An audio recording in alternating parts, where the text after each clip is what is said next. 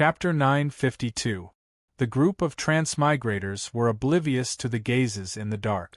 They walked straight to a small village nearby. To avoid shocking the world, the few of them stopped their conveyance lights and walked towards the small village. This was the ancient times, unlike the future where cultivators like them could come and go as they pleased. In places with people, there were city gods everywhere. If cultivators like them dared to fly over the heads of these deities, they would definitely be knocked down by the divine light soaring into the sky, and the deities would also come to condemn them. These were just ordinary earth and city gods. If they accidentally offended the temple of Erlang Xianxing, the temple of Laojun, or the temple of Third Prince Neza, these great gods would not have the time to find trouble with them, but they did not lack people who wanted to flatter them. Maybe there would be a thunder god who would send down the 99 heavenly tribulations to kill all those who dared to offend them. There were about 40 to 50 families in the small village. There was a cottage facing the main road. There were 2 straw torches hanging from the treetop, indicating that this was a family that sold wine and tea. Luckily, there was no lack of antiques among cultivators. When Qing Chenzi saw this, his face lit up with joy. He said with a smile, "There is a place to rest in the house in front. Let's go and ask about the situation. This Western Mother Kingdom seems to be related to Western Mother. We must not be careless. There was such a strange thing before. I think we can find out the reason here." There were monks and Taoists among the group of transmigrators. They were a mix of good and bad people. There were also some cultivators who were mostly modern cultivators. Qing Chenzi asked everyone to dress like Taoists. It was not convenient to travel in ancient times. Many places had no outsiders in their lives. Other than merchants, it was only convenient to dress like monks and Taoists. Luckily, cultivators were used to it. Other than Hui Shan, who refused and only wore the tattered kasaya, the others changed into Taoist robes and went to knock on the door of the farmer's house. After knocking for a long time, someone inside asked with extreme vigilance, "Who are you?" Qing Chenzi flicked his horsetail whisk and made a familiar sage-like posture. He pretended to be profound and said, "We are Taoists from the state of Aparagodania. We are going to the Middle Earth to search for celestials and Taoism, to trace their origins. I'm passing by our country, and because it's been a long journey, I'm here to rest my feet." The person behind the door scrutinized him for a long time before saying, "Why didn't you go to the Dongxing Divine Continent? Instead, you went to the Middle Earth to trace the source. There are no Taoists in the Middle Earth. There are no Taoists in the Central Plains?" Qing Chenzi was stunned. He did not expect that he would be exposed in a place like this. However, he had traveled far and wide and had tricked many such fools. He did not try to defend himself. He just smiled and said in a high voice, "What is there to visit in the Dongxing Divine Continent? Daozu Taishang Laojun has long since reincarnated in the Central Plains. Now that he has left the Hangu Valley in the west, everyone knows about him. We are going to see him." "I see." The door was pulled open, and an old woman cautiously poked her head out. She said to them, "It's not peaceful here recently, there are demons causing trouble." Therefore, the old woman did not dare to open the door to entertain the guests. "Since you are a Taoist from the Aparagodania state, please come in." Qing Chenzi didn't decline. He led the group of people and squeezed into the small cottage. He pretended to ask casually, "The owner said that there are demons and evils here. I'm not exaggerating. Normal demons and evils would avoid us Chuanjian cultivators who have attained Tao. Why don't you tell us what happened? We will help you get rid of the demon as a reward for your hospitality." The old woman heard his words and quickly waved her hand in fear. "No, you can't do that. Taoist, this demon is not normal.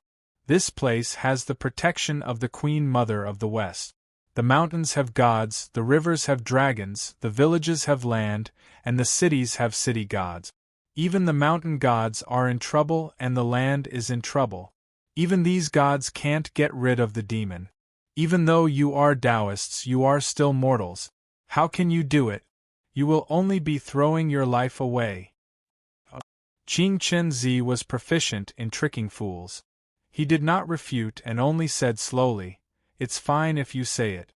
If we can't do it when we go to the east to pay a visit to Taishang Laojun, maybe it will work?" When the old woman heard Taishang Laojun's name, she hesitated. She knew about Taishang Laojun. He was an old immortal who was on par with the Queen Mother of the West. If he helped, he could help them get rid of this disaster. She then told him everything she knew. It turned out that this place was originally under the protection of the Queen Mother of the West. There were no men in the country. With the protection of the Queen Mother of the West, the weather was good and there were no disasters.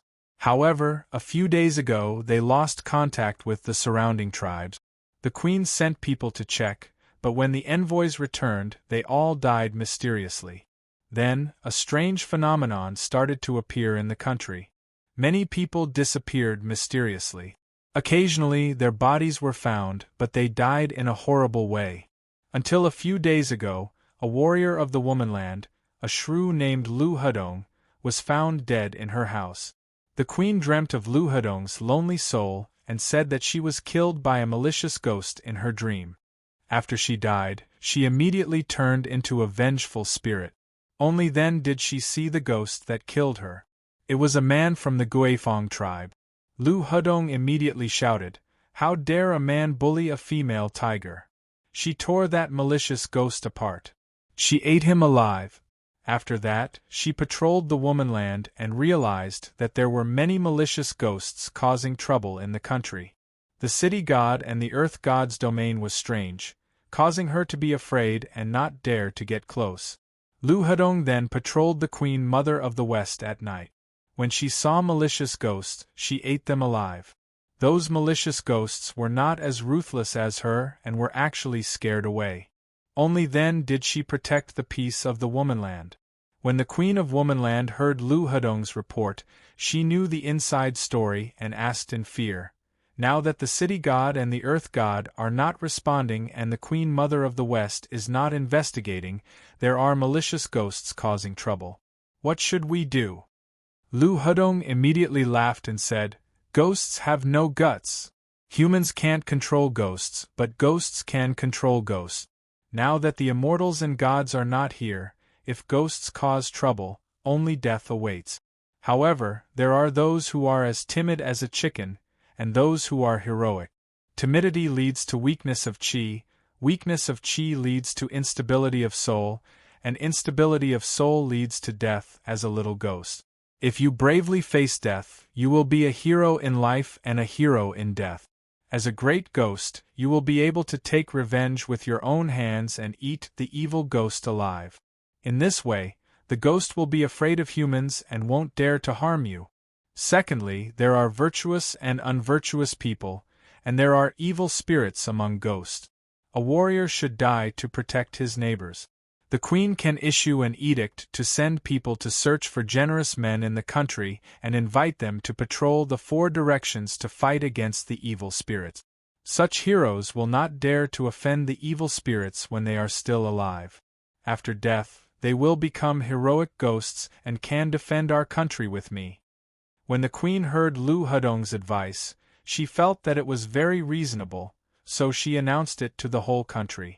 She even conferred Lu Hedong the title of Ghost King Protector of the state. Because the people of the Western Mother Kingdom disliked this title, they deeply felt Lu Hedong's kindness and respected her for her shrewish personality. They called her Celestial Master Lu, also known as Celestial Master Lu, the country protector Shrew Lu. From then on, everyone in the Western Mother Kingdom knew that one should not be timid when fighting against ghosts. Thus, the evil ghosts gradually came under control. The evil spirit was afraid that if it killed the person, the ghost of the person would take revenge. It also wanted to harm people very much, so it used all kinds of tricks to scare people until they lost their minds. Only then would it be willing to kill the person. Over the past few days, the old woman had seen many strange things caused by evil spirits, such as carrying coffins around at night and suddenly turning the water in the vat red. Because people were powerless in front of evil spirits, they could only rely on their courage, and sometimes people were killed by evil spirits. Chapter 953. There are only women in the Western Mother Kingdom. This reminds me of a certain kingdom in the westward journey, the goateed Taoist priest said in a serious tone. The old Taoist Qin rushed over from the old lady's place. He did not look too good either. He said in a low voice, "I've asked around just now.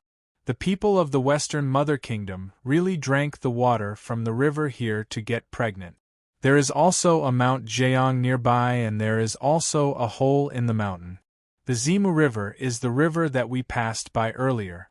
It flows towards the east and goes around the city of Shiliang.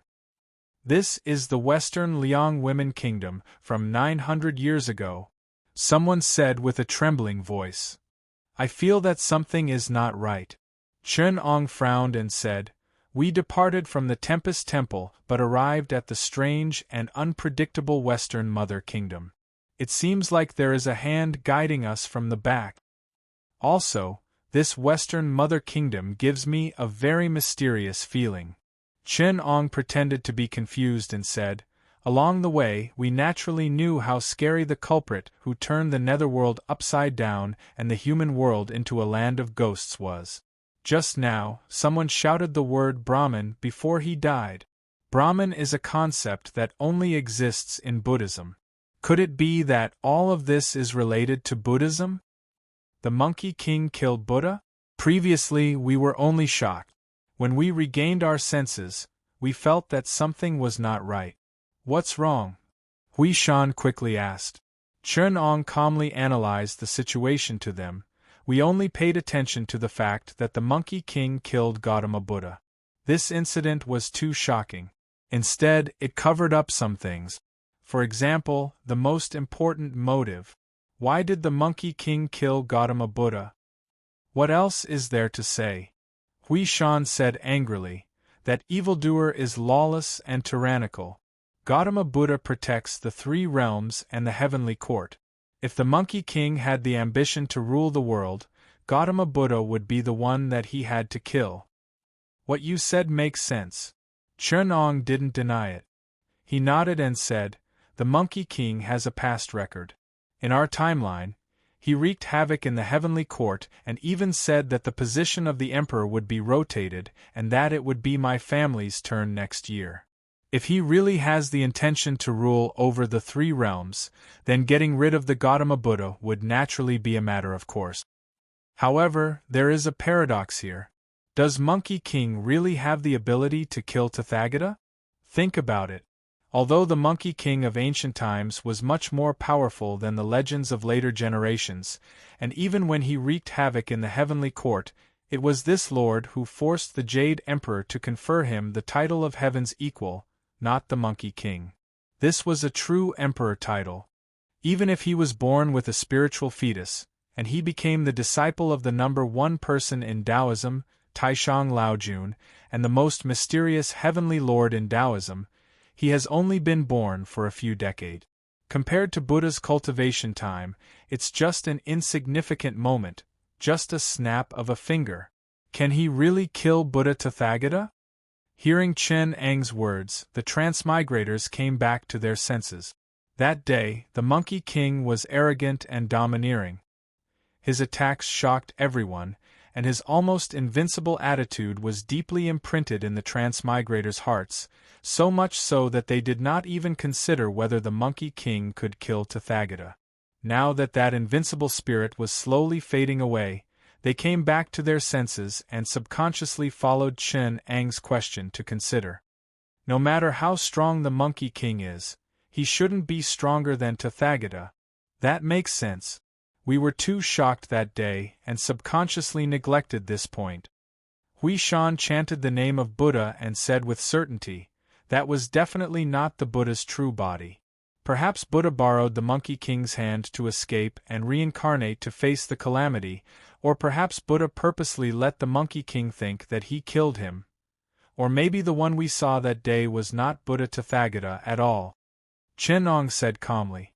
Hui Shan raised his head and wanted to refute, but after a moment of shock, he lowered his head and admitted that the possibility that Chen Ong mentioned was indeed true. Chen Ong continued, You should know that impersonating Buddha isn't unprecedented. During the westward journey, that yellow-browed ancestor was just a child of the Maitreya Bodhisattva. Didn't he also dare to establish the little thunder temple and pretend to be Tathagata? Speaking of which, what was the Monkey King's motive for killing the Buddha we saw? Moreover, don't you think that after the Monkey King killed Tathagata, the omens that appeared were too strange? Is the omen too strange? Chen Ong continued to analyze.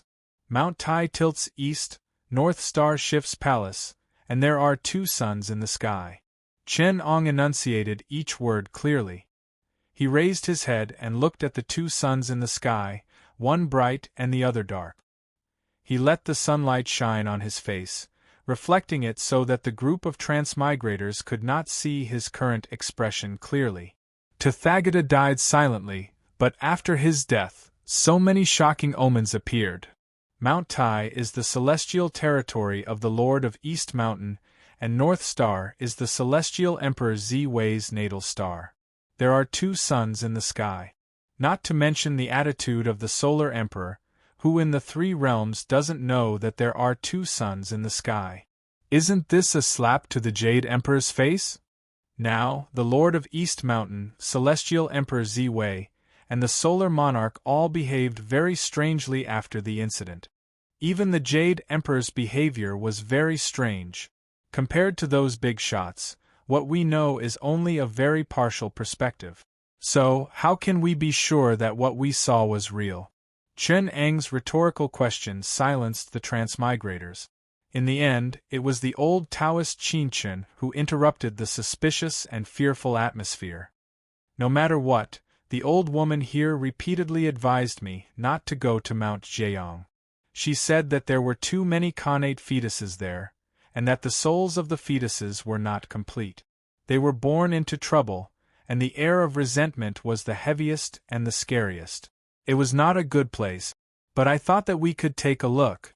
Hearing this, the transmigrators relaxed. Someone said, It's just some ordinary fetuses. The souls of the babies are weak. Unless they are used by some evil sect to refine evil treasures like the 99 soul-dispersing true energy gourd, there is nothing to worry about. Mount Zhejiang will be a famous spiritual mountain in the future. Maybe we can find some treasures there. Someone laughed. Even if we can't find any treasures, we can bring some water from the Daughter River and the reincarnation spring water. It will be the best medicine in the world. If we are careful, even golden immortal Dara will fall for it. Better than how many treasures and flying swords? The old Taoist Qin Chen decided. Then let's go to Mount Zhejiang. Mount Zhejiang is directly south of here. It's about 3,000 miles from here. We Taoist cultivators travel very fast. It will only take a few hours to get there. The group left the thatched cottage and walked for a few miles to avoid the eyes and ears of others. Only then did they turn on their conveyance lights and head south. After flying for 2 hours, they saw 2 mountains in front of them. One of them was as beautiful as Mount Shihua, while the other was a barren mountain. It was covered with strange rocks that were arranged in rows. Chapter 954. Why are there 2 mountains here? The butcher was shocked. That beautiful mountain should be Mount Zhejiang. Qin Chen said in a deep voice. The barren mountain next to it gives me a bad feeling. It seems to be a dead place in feng shui. Dead place? The middle-aged demon Taoist looked up and was shocked by the qi of death on the mountain. He took a few steps back and shouted in fear, The murderous aura is endless and the qi of death is like a canopy. Not to mention the plants and living things on the mountain, even the rocks and springs are dead. Even a gust of wind will suffocate the entire mountain. This is not a dead place, it is a forbidden place, a ghost place. I have been studying feng shui for 80 years, and I have never seen a place more ominous than this place. The middle-aged demon Taoist said regretfully, It's a pity that I didn't bring my bronze-armored corpse from the Warring States period. If I buried it on the mountain, it would most likely transform into a flying yiksha. When the old Taoist priest Qinshan heard that, he smiled coldly and said, "Flying yiksha? The left side of this place is a green dragon with its head chopped off, the right side is a white tiger with its head in its mouth, the front side is a vermilion bird with its blood, and the back side is a black tortoise with its body in its mouth. A mere flying yiksha wants to steal its murderous aura? Even if a drought demon came, he would be buried here. Even zombies can't be bred in such a place. Even the evil sects can't cultivate anything in this place. Evil creatures can't be bred here. Of course, if a creature is bred here, it will be a great calamity." Chen Ong took out a compass out of nowhere. He fiddled with it and said in a low voice, "We don't have to go to Mount Jiang. The feng shui here has been destroyed by this ominous mountain. The reincarnation spring must have been formed by the spiritual beauty of Mount Jiang. Now that the spiritual mountain is destroyed and the spiritual beauty has turned into a murderous aura, the spring water might have turned into something else. Based on my experience, such an ominous aura must be accompanied by a ferocious creature. According to the mountain and sea scripture, there are many ferocious beasts, such as the victory encounter, the dead bug, the yong, and all the other ferocious beasts in the world. Many of them were born after the spirit mountains were destroyed. Who knows what kind of ferocious beasts the reincarnation spring water gave birth to? Such a natural ferocious beast, formed from the spiritual beauty of a mountain, born from the resentment of the spiritual mountain. The moment it was born, it already had the mana of a celestial. This Mount Jiang imitates the daughter river. It is at the foot of Kunlun Mountain, where the qi of the earth is concentrated, inheriting the ancestral veins of Kunlun. It's a rare breed in the world. Once it breeds a ferocious beast, I'm afraid it will be extraordinary. Why is there suddenly an ominous mountain here?" Someone said doubtfully. "This mountain is so conspicuous, how could the womanfolk not know about it? We should have heard of it long ago when we came here. Unless the womanfolk themselves don't know." The old Taoist added, "Ever since those weird things happened, the fallen embryo spring is filled with baleful energy due to the heavy killing. The womanfolk don't dare to come here anymore. This mountain was covered in clouds and mist. If one did not look closely, one would not be able to discover it. If this mountain suddenly appeared after those things happened, the people of the womanfolk wouldn't know about it. There seems to be someone in front." Someone with sharp eyes noticed that there was a vague figure looking at the ominous mountain on Mount Jiang not far away. At this moment, a gust of wind blew over and parted the clouds between the two mountains, exposing the figure clearly in front of everyone's eyes. "It's the Bull Demon King." The old Taoist took in a breath of cold air. No matter how much he planned and tried to escape, he did not expect to bump into the strongest person in the ancient times, the person who was known as the great sage among the demons. Moreover, it was the Bull Demon King who was already the second strongest among the demons. At this moment, the old Taoist couldn't help but suspect if the time travel of them was also a huge conspiracy that spanned across countless years. The Bull Demon King did not have time to care about the ants in his eyes. He stared at the ominous mountain beside Mount Jiang. If one were to look far away, one could clearly see the huge mountain range that stretched for thousands of miles. It was like a rock that fell into the dust. The rock raised its head and cried loudly. The stagnant mountain range seemed to be its unresigned struggle before its death. It was angry, it was sad, it wanted to flap its wings and fly to the 9 heavens again. The Bull Demon King was stunned. Third brother. This was the corpse of the Rock Demon King. Guhua! Guhua! On Mount Jiang behind them, there was a cry that sounded like a baby crying. Monk Huishan, the old Taoist Qinshan, the middle-aged demon Taoist, and the butcher-like strong man changed their expressions.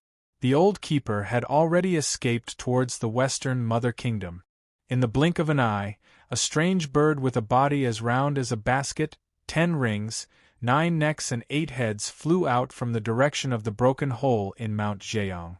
It stretched its neck and cried loudly. Fresh blood dripped down from its severed neck and landed on the ground. Within 10 miles, all the plants and trees were turned into ashes. Each of its heads had 2 wings, and the 18 wings flew out rapidly. The strange bird's cry was unusually piercing. In the ears of the crowd of travelers, it actually made them drowsy, dizzy, and weak. With just its cry, it could make 99% of the travelers unable to fight back. It's actually the Guhua bird, Qing Qinzi said in fear. How many children were killed by the fallen embryos spring in the broken hole? Their resentment was usually suppressed by Mount Spirited. Now that Mount Spirited has turned ferocious, not only can it not suppress the resentment, but it is also using the resentment to metamorphose. The ferocious nature of the mountain has turned into a ferocious aura. It is a natural ferocious beast that will bring disaster to the land. This bird is the punishment given by this land of Mount Spirited to those who went to the River of Daughters to seek for children but were unwilling to give birth. They aborted their children. In the future, when the people of Daughters give birth, within 100 days, the Guhua bird will take its child. This is a ferocious beast like Xianglu, Wu Jiqi and the 9-headed snake-headed beast. Only the 3 sovereigns and 5 emperors of ancient times, and even Yao Shun Yutang, were able to get rid of it. In comparison, Chen Eng's words were more succinct. We are no match for it, run. As he spoke, the keeper, who was the fastest to escape, suddenly hugged his stomach and cried out in pain. He fell to the ground, and in front of everyone's horrified eyes, his stomach visibly expanded. The keeper clutched his stomach and laughed bitterly. I've been running for my whole life, but now that I'm old, I still can't escape. No matter how fast I run, I can't outrun fate. Qin Qinzi had already made his way to his side. He lifted the keeper up and fished out a medicinal pill from his robes. He was about to feed it to the keeper. Unexpectedly, the keeper pushed his hand away and sighed. It's useless. Don't worry about me, go. There is a ghost fetus in my stomach. For thousands of years, there have been countless babies from the Western Mother Kingdom in Mount Jeong. Before these babies were born, they were killed by their own mothers. Their resentment was so deep that it moved the heavens and the earth. That's why the Guhua bird was born. The Guhua bird, which was formed from the spiritual energy of Mount Jeong, is different from the other ghost birds. It is the accumulation of billions of ghost fetus resentment. That's why it can give birth. When people feel its aura, the ghost fetus will be sent into its stomach. There is no way to resist it. When the ghost fetus enters its stomach, it wants to vent its resentment. In a while, it will come out from under my ribs. It will take my blood and soul, and become another Guhua bird. The Guhua bird of Mount Jeong can also be called the Guhua ghost mother. Originally, after they satisfied the source of their resentment, they should be able to complete their wish and reincarnate. However, this place has changed, and it has become like the Wujiu ghost tribe, preventing them from reincarnating. Now that I am carrying it, I can feel the ignorance and resentment in its heart. As the keeper spoke, he sat down and sighed. I would like to use my loving heart to influence it, to help it understand the selflessness and purity of a parent's love. I would like to make up for its regret and sorrow, to dissolve its grievances and resentment. Brother Qin Qinzi, when a man is about to die, his words are kind. Can you promise me one thing? Qin Qinzi heard this and was shocked by the keeper's pure kindness. He supported him and said, Please speak, Brother Qin Qinzi. Please use your kindness and love to influence these ghost fetus. Do not kill them without asking the reason. The keeper gasped for breath, unable to speak. His stomach was as big as a bucket, so thin that it was almost transparent. One could see the ghost fetus opening its eyes in confusion, looking at its mother. The keeper stroked his belly, his face filled with benevolence. Using the last of his strength, he said, "Brother Taoist, please find a way to reincarnate these ghost fetus. Reincarnation is the greatest mercy. Now that my life is hanging by a thread, I understand Her Majesty Hutu's boundless love. I can feel that wherever my soul goes, the netherworld has disappeared. The souls of all living beings have no place to go. How sad and pitiful! Brother Taoist, please go to Hutu's temple and pray for her mercy. I ask her to reincarnate, so that the souls of all living beings may have a home to return to." With the last of his strength, the keeper screamed in agony. Qing Chen touched the keeper's waist. His clothes were soaked with blood. Qing Chen pulled the keeper's shirt back and saw a gaping wound on the left side of the keeper's ribs. The ghost baby was peeking its head out, cautiously and cautiously. Although the ghost infant had almost killed the keeper, a baby's soul was still weak. It was only because of Gu Gu's ghost mother that it had this ability. Now it was just a weak little ghost. The old Taoist Qing Chen could kill it with a single palm strike. As he watched the keeper's flesh and soul wither and wither away, Qing Chen's anger grew. He summoned the 5 thunders in his palms and prepared to unleash a bolt of palm lightning to destroy the evil child. But the keeper's grip on his right hand tightened. When he saw that the ghost infant's eyes were pure and without any impurities, he let go. Qing Chen cried, fellow Taoist, I've lost another fellow Taoist today." The keeper was sucked dry by the ghost fetus in front of him, leaving behind only a piece of human skin. The ghost fetus squeaked twice, but when it saw Qing Chen sitting there, it didn't react. It put on the human skin and transformed into a strange bird with colorful feathers and 2 heads. It cried, "Xiahua, Xiahua," and flew off into the distance. Qing Chen looked up. He understood that his fellow Taoist's wish had finally come true.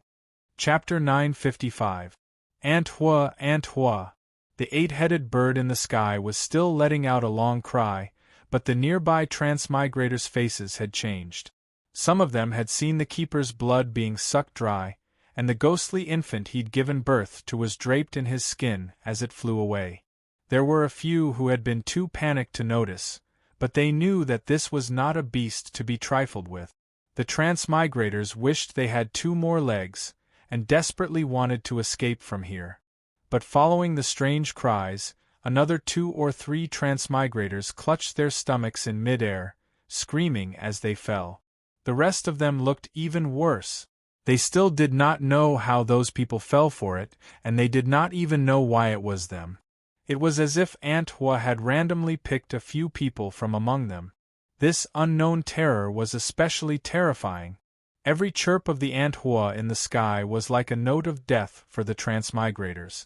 The bull demon king looked at the 8-headed bird in the sky quietly. The broken neck was dripping with fresh blood. The bull demon king summoned a drop of blood and caught it with his fingers. The part of the skin that came into contact with the Anthua's blood was instantly charred. "Such a strong drought spirit," the bull demon king said solemnly. "I heard that something big happened in the netherworld, and many of the 10 Yenluo halls died. I thought it was just a rumor, but now that 3rd brother died here, he destroyed the spiritual energy of Mount Zheong, and gave birth to such a ferocious beast. Could it be that the era of the ancient 3 emperors, the era of the demons and demons, is going to appear again?" Although he was talking about the era of demons and demons, there was no joy on the bull demon king's face. Instead, he was solemn. This was because he knew that in the primitive era described in the Classic of Mountains and Seas, the demons and demons that dominated the world would not treat him as one of their own. In fact, when the world was first created, the heavenly spirits and earthly evils had yet to disperse, and the situation of the mountains and rivers had yet to be settled. In addition to the influence of the heavenly tribulation, the mystical mountains and rivers often gave birth to strange beasts. The mystical mountains and rivers gave birth to mystical beasts, while the barren hills and unruly rivers gave birth to ferocious beasts. When the world was first created, the 3 realms of Qian and Kuan were barren, and most of them were ferocious beasts. These strange beasts were born from strange and impure chi, and most of them were ignorant and had no spiritual intelligence. Yet, every one of them had amazing supernatural powers. Later generations regarded them as demons, but even those ferocious mutated beasts would kill each other, let alone the living beings that were nurtured after birth. The Bull Demon King was very clear that those demons would not talk about kindred spirits with him. In their eyes, he was just food. Fortunately, after the creation of the world, a large number of those ferocious beasts killed each other. Then, the immortals from the celestial mountain of the celestial court came out to subdue the demons. A small number of spiritual beasts were either taken as mounts or cultivated on their own and became itinerant immortals. The remaining few especially powerful ferocious beasts could be fierce until the Enlightenment period of the human race. Then, they were hunted down by the 3 sovereigns and 5 emperors.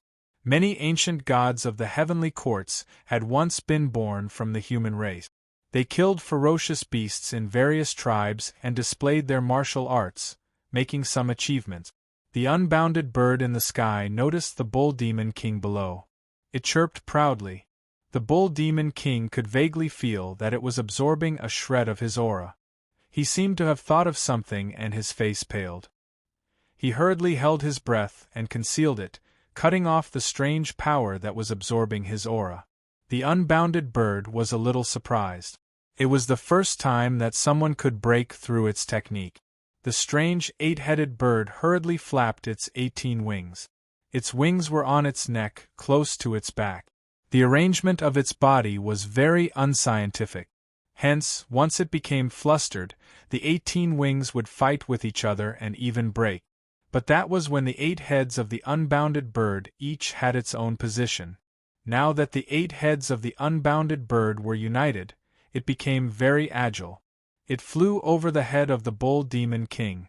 The blood that dripped from the severed head became even redder. Some of the travelers were unlucky enough to be stained by the blood.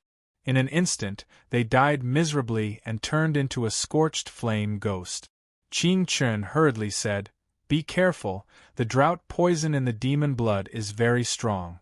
Those who are poisoned are incurable. Save me." A traveler at the side held his stomach and stretched out his hand to shout at Qing Chen Zi.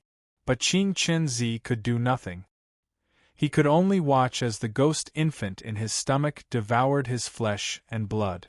The ghost infant put on human skin and turned into a strange bird. "Unbounded bird! Unbounded bird!" he shouted and flew away. Qing Chen Zi wanted to use the thunder technique to kill the unbounded bird that the ghost infant had turned into. But his expression was conflicted. In the end, he had no choice but to let it go. He let out a long sigh. It was as if he had aged 10 years. Chen Ong stood not far away, on top of the mountain formed from the Rock Demon King's corpse. He looked at them quietly. On his shoulder stood a strange 2-headed bird. It was the ghost infant that had turned into the summer Hua bird with the keeper's human skin draped over it. Chen Ong gently stroked its feathers. When he saw the summer Hua bird looking at him obediently, he smiled and said, "This is also your good fortune. Go. Don't let down the trace of kindness he left for you." As he said this, he sent the summer Hua bird on his shoulder forward. He watched it spread its wings and fly towards the group of ghost infants that had turned into unbounded birds. The summer Hua bird flew back to Mount Jeong and called out to Qing Chen Zi. Qing Chen Zi looked as if he had just woken up from a dream. The unbounded bird was a ghost bird, a ferocious beast. But because of the keeper's kindness, the summer Hua bird that was born was a spiritual beast. It nimbly flew toward the Uhuo birds and used its claws to lightly scratch the back of the Uhuo bird. It quickly tore open the human skin and dug out the ghost babies inside. It held them in its mouth. The ghost babies were like naughty children who had met their elder brothers. They could only cry like real babies and could not fight back. The summer Hua bird grabbed a few ghost infants and flew towards the western mother kingdom. With a few flaps of its wings, It flew into the city of Shiliang. The old woman who had escorted the transmigrators up the mountain looked in the direction of Mount Jiang in fear. She too had heard the unbounded bird's voice. No matter who it was in the Western Mother Kingdom, as long as a woman had gone to the spring of childbirth to undergo childbirth, they would feel a sense of impending doom upon hearing the unbounded bird's voice. The old woman carefully peeked out from the crack of the door. She heard a clear and melodious cry. She looked towards the direction of the sound and saw a beautiful two-headed bird perched on the roof of her house. When the strange bird looked at her, she felt something was wrong. That familiar feeling, she remembered it very clearly. She cried out, I'm over 60 years old. Why do I feel like I'm pregnant?" She touched her lower abdomen. Although it was nothing out of the ordinary, she could clearly feel that there was a little life inside. The old woman heard the voice of an old man coming from one of the white heads of the strange two-headed bird. "This is a debt you owe, and now it's time to pay it back. The unbounded bird will not disturb the child you are pregnant with. It will even help you to protect this place. If you treat this child well, they will chase away the ghosts that come near you. If you mistreat him or kill him, the unbounded bird will find you." Before the old woman could react, the strange two-headed bird soared into the sky again and went somewhere else to deliver its child. The bull demon king was in a sorry state on Mount Jiang. He wanted to subdue the vicious bird, but when he got close to the unbounded ghost mother, he was brushed by the divine light that shot out from its eyes. He immediately felt his back door tighten, and something was rolling in his abdomen. He quickly shouted, "I'm going the wrong way! I'm going the wrong way! That place is not the door of childbirth, don't go there!" Then he touched his lower body. Oh my God, even his hemorrhoids were broken! What a strong bull demon king! He immediately tightened his abdomen and lifted his anus, forcing the thing back into his body. He then exerted his strength and squeezed there. There was a cry of a baby coming from his abdomen, and the baby died inside, turning into a pile of cow dung. The bull demon king flew into a rage out of humiliation. The unbounded ghost mother also went crazy when she heard the crying of the ghost babies. The unbounded ghost mother used her sharp claws to scratch the bull demon king's face. The surrounding unbounded birds that were transformed from ghost babies rushed up to help. The bull demon king waved his iron rod so hard that no water could get through. He hit wherever he pointed. If the unbounded birds did not risk their lives to save her, the unbounded ghost mother would have been killed by the bull demon king. The bull demon king tore 2 or 3 unbounded birds apart and roared, killing the rest of them. Seeing that all her children had died, the unbounded ghost mother's eyes turned red. She let out a high-pitched cry. The sound was like a cuckoo crying blood. It flew towards the mountain where the rock demon king died. The blood that dripped from the decapitated head dyed the mountain red and seeped into it. Qing Chenzi was still looking at the direction where the summer Hua bird flew. His face was filled with a sense of loss, sorrow and joy. When he heard the cry, he was immediately awakened. He turned around and asked the middle-aged demon, "Priest Yang, do you still remember that in the Western Mother Kingdom, be it the mountain gods or the land, birds or beasts, men or women, once they die, they will turn into ferocious ghosts due to the fact that their souls have no one to rely on and the peculiar law that shrouds this place like an endless hell?" The demon Taoist nodded his head in confusion. Indeed. Qing Chenzi seemed to be asking and muttering to himself, "In that case, the rock demon king also died here." The demon Taoist was stunned for a moment. Looking at the direction where the unbounded ghost mother flew towards, he suddenly shivered and screamed, "Everyone run! There's an even scarier guy!" Just as he was screaming in fear, a long cry that pierced through the clouds and cracked the rocks came from the rock demon king's corpse. It tore through the vast sky. The rock mountain range that spanned 8,000 miles suddenly split open. A phoenix that covered the sky flew out from it. The phoenix had 9 heads. When it flapped its wings, It created a huge monsoon that shrouded the Nanjaan section state. It was ferocious. It could devour the people of an entire continent in one gulp. Wherever it went, the aura of calamity surged and immortals fell into the clouds. It was inauspicious and was called the Ghost Chariot. It was auspicious. It had 5 colors and was called the Phoenix. It sang and danced on its own, bringing peace to the world. It was called the 9 Phoenix and incited Chu Feng. Qing Chen Zi was flabbergasted and said with a trembling voice, "In the great wilderness, there's a mountain called the North Pole Tianhuan. It has 9 heads and a human with a bird's body. It is called the 9 Phoenix." The clouds cover the sky and the stars vanish. Raising one's hand towards the sky is like smearing paint. In the darkness of the sky, there's an object whose form can't be seen but whose voice can be heard. At first, it's sad and desolate, sometimes high and sometimes low. At first, it's like a jade maiden playing a jade flute. The pipes are uneven. Then, it squeaks and squeaks like rolling and twitching. It's also like 100 Jiangzhou chariot turning its axle with a sickening sound. On the Brocade River at night, a flock of geese startled the reed flower continent. Its name is the Ghost Chariot. It carries 100 ghosts in the sky at night. This is a god. If it's ferocious, it's the Ghost Chariot. If it's auspicious, it's the 9 Phoenix divine bird. Then is it ferocious or auspicious?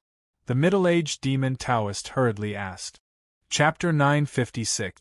The Ghost Chariot ferocious bird in the sky let out a cry that shocked the 3 realms. After announcing its birth, it circled in the sky. Its 2 wings were like clouds that covered half of the Kunlun Mountains. The women of the Western Mother Empire looked at the huge wings that covered half of the sky in horror. The remaining mountain deities trembled in fear, feeling indescribable terror.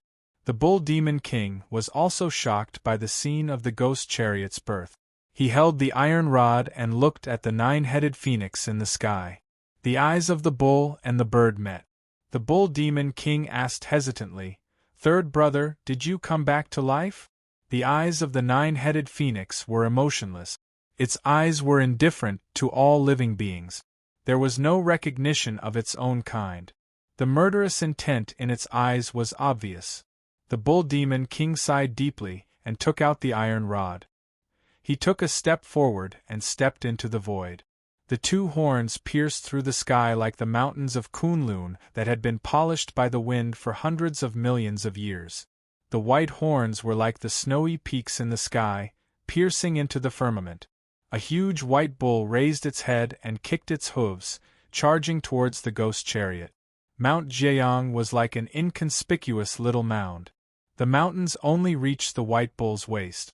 The white bull's hooves, which were as big as a mountain, broke through the mountains. When it stepped down, the small hills nearby collapsed. The earth shook and yellow clouds rolled out. Countless valleys were torn in the mountains. Between the 2 behemoths, the group of transmigrators were like inconspicuous dust. They could only sit and watch the 2 behemoths fight, which was like the collapse of the mountains and the crack of the earth. The huge claws of the Ghost Chariot were like 4 huge mountains that shot out from the sky. They grabbed onto the horns of the white bull. It was like 2 indestructible mountains had collided. Just a slight aftershock was enough to blast a transmigrator who was trying his best to dodge into a cloud of blood mist. To the living beings within 1,000 miles, it was like the end of the world. Qing Chenzi saw it clearly from the side. The battle between the Bull Demon King and the 9-headed phoenix was too shocking. It was almost like the end of the world. If Qing Chenzi was to use an image he was familiar with, it was like the Kunlun Mountains and the Himalayas fighting. The era when the ancient gods and devils were still in the world was really beyond his imagination. He could not believe that such a scene of destruction was caused by 2 creatures. At this moment, Qing Chenzi finally understood. What is a godfiend? This is a god and demon. The terror of the Bull Demon King was far beyond anyone's imagination. Qing Chenzi had once flown over Mount Everest on a flying sword in his previous life. The main peak of Mount Everest was already a lofty existence that was far beyond his imagination. When a white bull that was as large as the main peak of Mount Everest and had a power that far exceeded Mount Everest, a white bull that was as lofty as a mountain range, appeared in front of him just like that kind of feeling was really hard to describe in words. Needless to say, there was also a colossus that was not inferior to it. Every move was colliding and killing. In his life, those that were stronger than these two ferocious beasts were only the Monkey King. The battle between the Monkey King and the golden body of Buddha could be compared. Although in terms of power level, mana, and divine arts, the battle between the Monkey King and the Buddha was far superior, but in terms of power level and scene, it might not be as intense as this one. After all, that battle involved the mystery of time and space. It was far beyond the scope of their understanding. When Qing Qinzi saw the aftermath of the two powers starting to affect the place he was at, his face instantly turned pale. The middle-aged demon Taoist revealed his true form.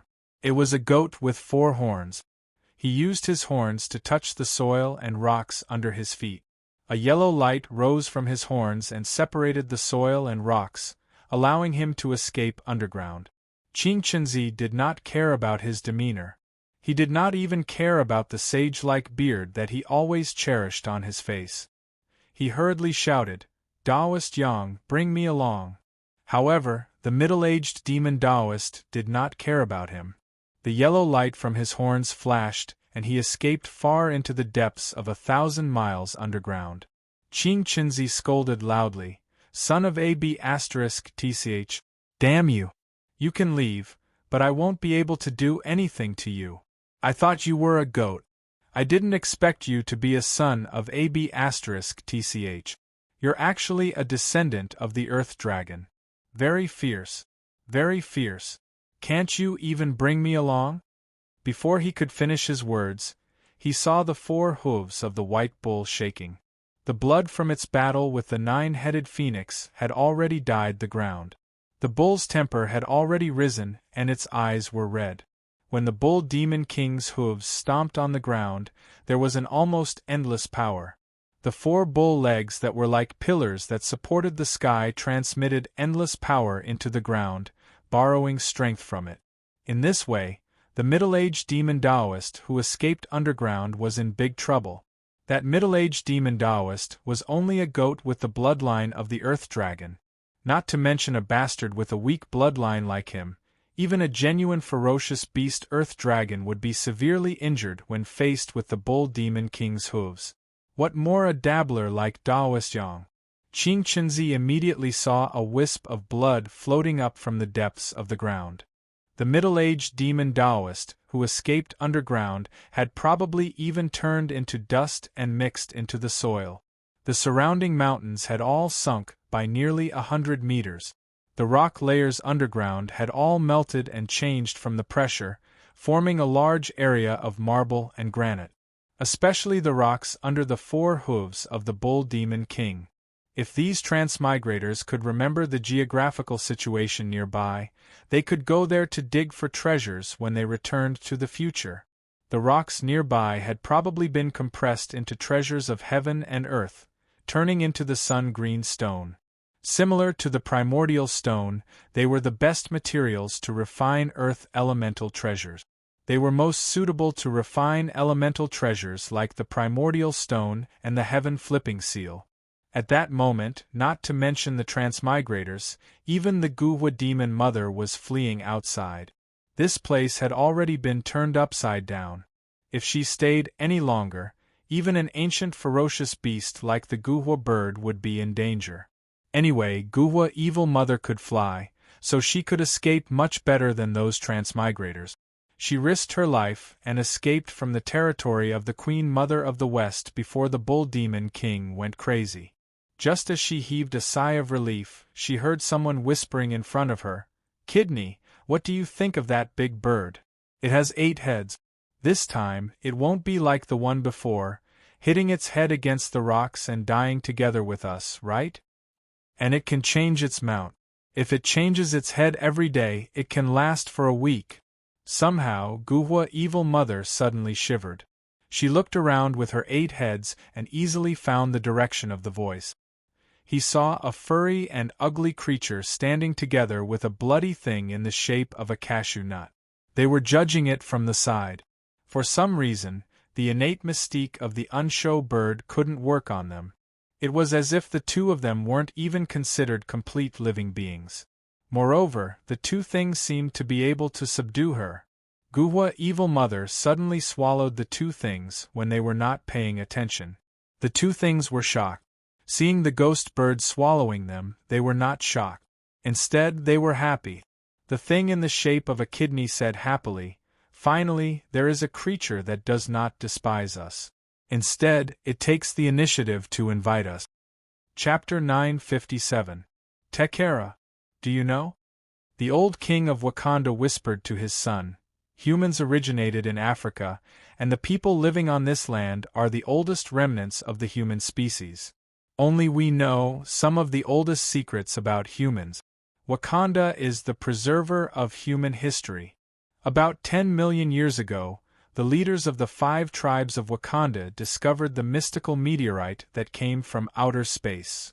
They built the first human tribal alliance at the place where the meteorite landed, but this is a lie. That meteorite was originally a conspiracy. It was not a blessing but a curse. It was part of the body of the creator of our ancestors, the 4 most terrifying knights under the command of the creator, War. That meteorite was meant to destroy our ancient civilization from the beginning. It fell from the sky and completely destroyed our ancestors, a civilization of the ancient apes with superpowers. The radiation of vibranium caused our genes to begin to degenerate.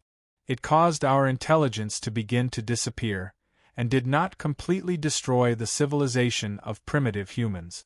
We have forgotten too much about what happened back then.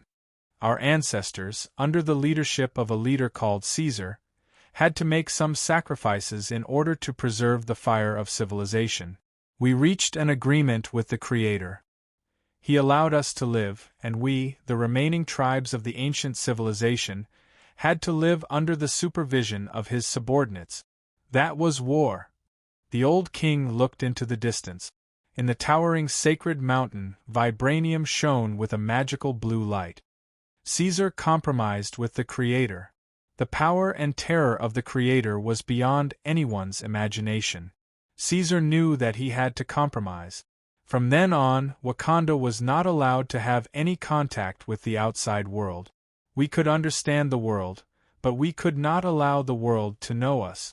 Wakanda was the Garden of Eden, and it was also the cage that the Creator set for us. But there were also some ancient apes who worshipped the terrifying Creator and compromised with him. The Creator allowed them to eat the kingdom of wisdom.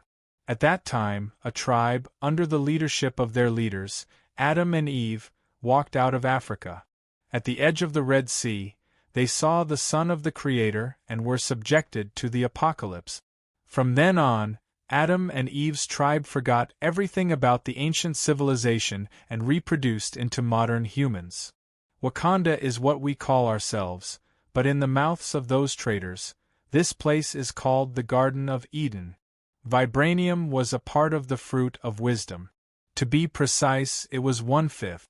The fruit of wisdom that humans ate consisted of 5 parts, including war, famine, plague, and death, as well as the most mysterious fate. Together, they shaped the post-human civilization, and the entire world was built according to their blueprint.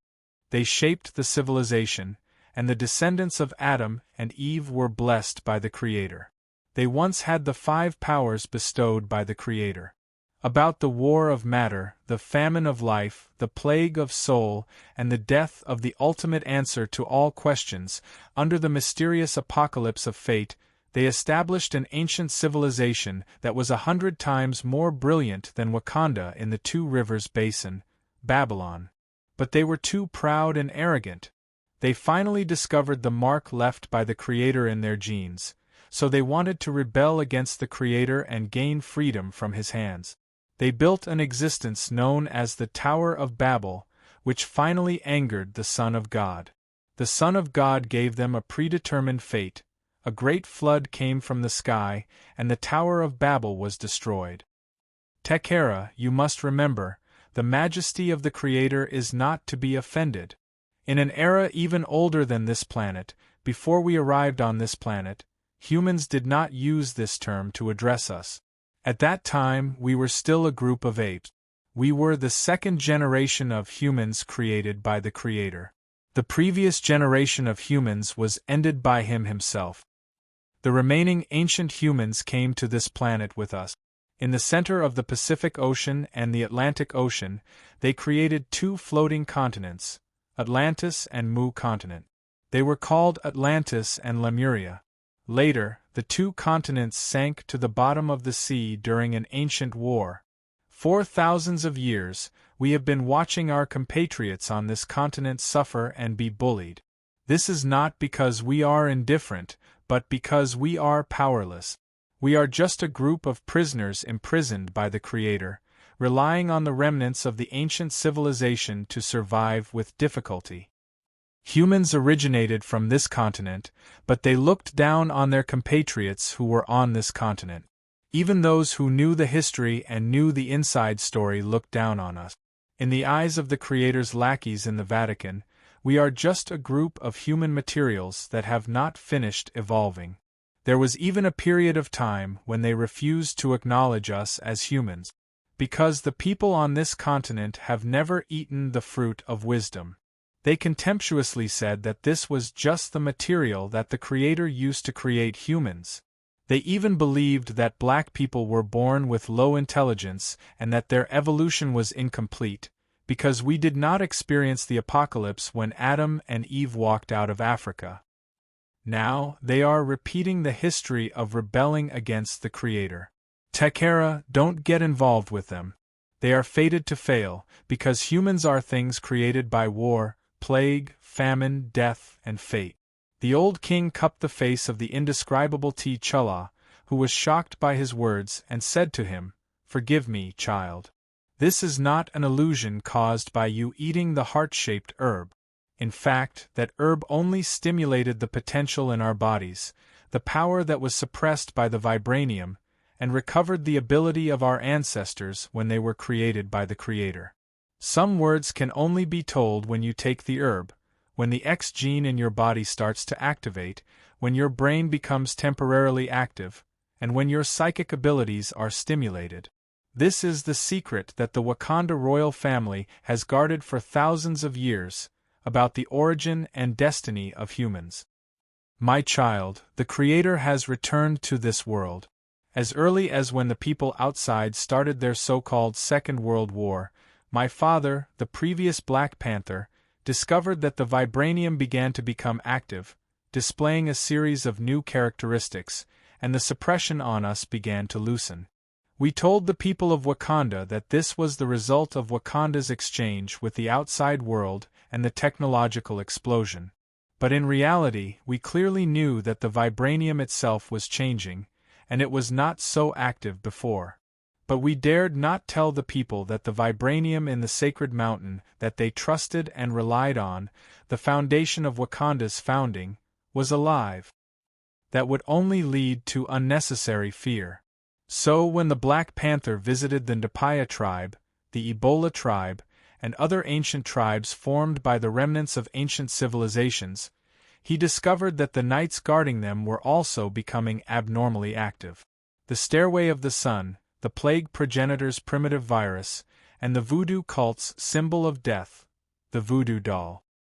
These facts all show that our cruel and terrifying Creator is about to return. And now, he has returned. The old king said fearfully, "T'Challa, my child. I should not have left all this to you, but fate has arranged my script, and it is time for me to end it. You must lead our country, lead your people, to live." Father. T'Challa could finally speak when he saw his father's shadow fading away. He choked and said, "I'd rather die than let my people continue to live in prison." Child, don't speak nonsense. For a race, the worst outcome is still better than death. The old king patted T'Challa's cheek lightly, and his figure gradually faded away. T'Challa wanted to grab him in fear, but he only touched the red soil that covered his body. He raised his body and looked around anxiously. High Priest Zuin stepped forward and grabbed his hand, asking, "Your Majesty, what's wrong?" "I saw my father." T'Challa only came back to his senses after a while. He looked up and said, "Leave us for a moment, I have something to ask the High Priest." Zuin sat beside him gently and asked kindly, "What do you want to ask me, my king?" "Zuin, do you know the earlier history of our tribe?" T'Challa looked up and asked. Chapter 958. Father. Thor bowed to the blind Odin on the throne. The Midgardians refuse to release Loki. They believe that Loki has committed crimes against humanity, against their planet's civilization, and will be imprisoned in the deep-sea prison indefinitely.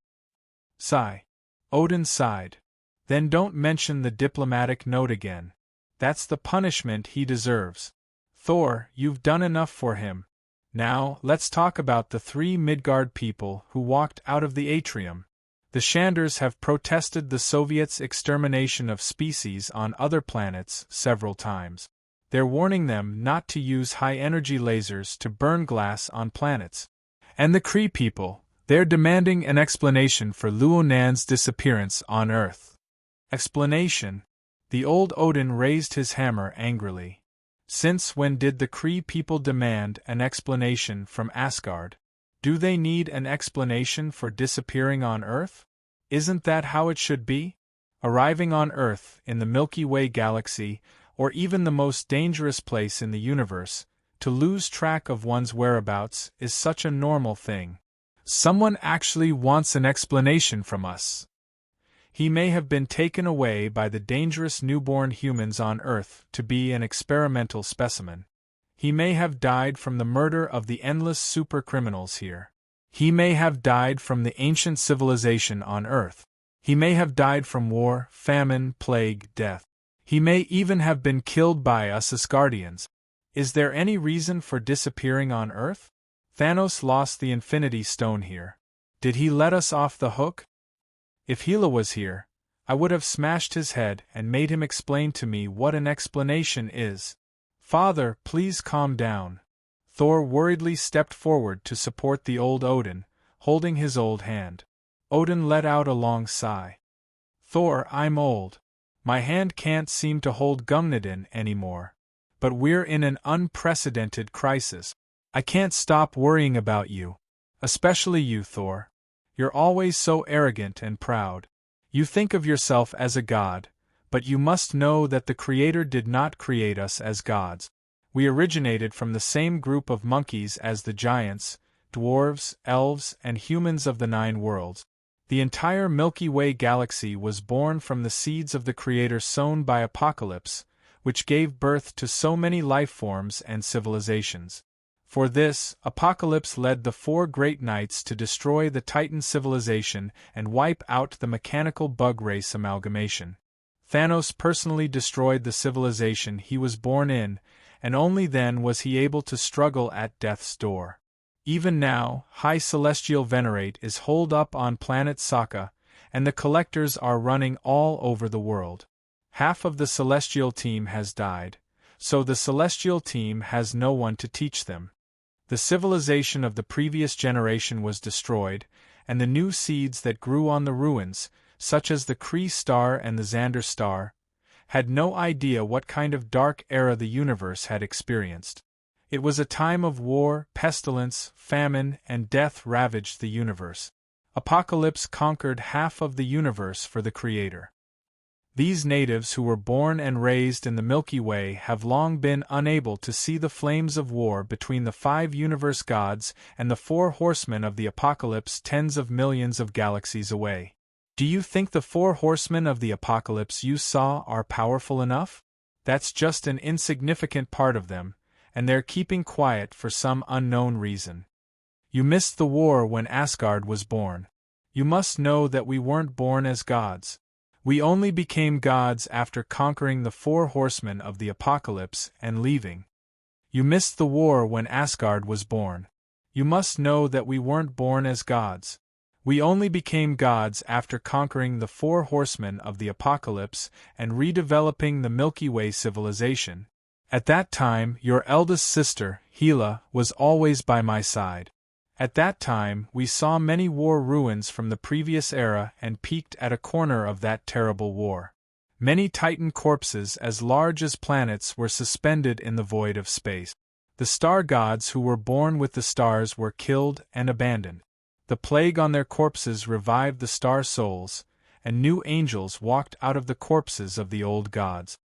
The celestial gods trembled in fear, afraid that the 4 horsemen's eyes would return to them. At that time, the Asgardians caught up with the best of times.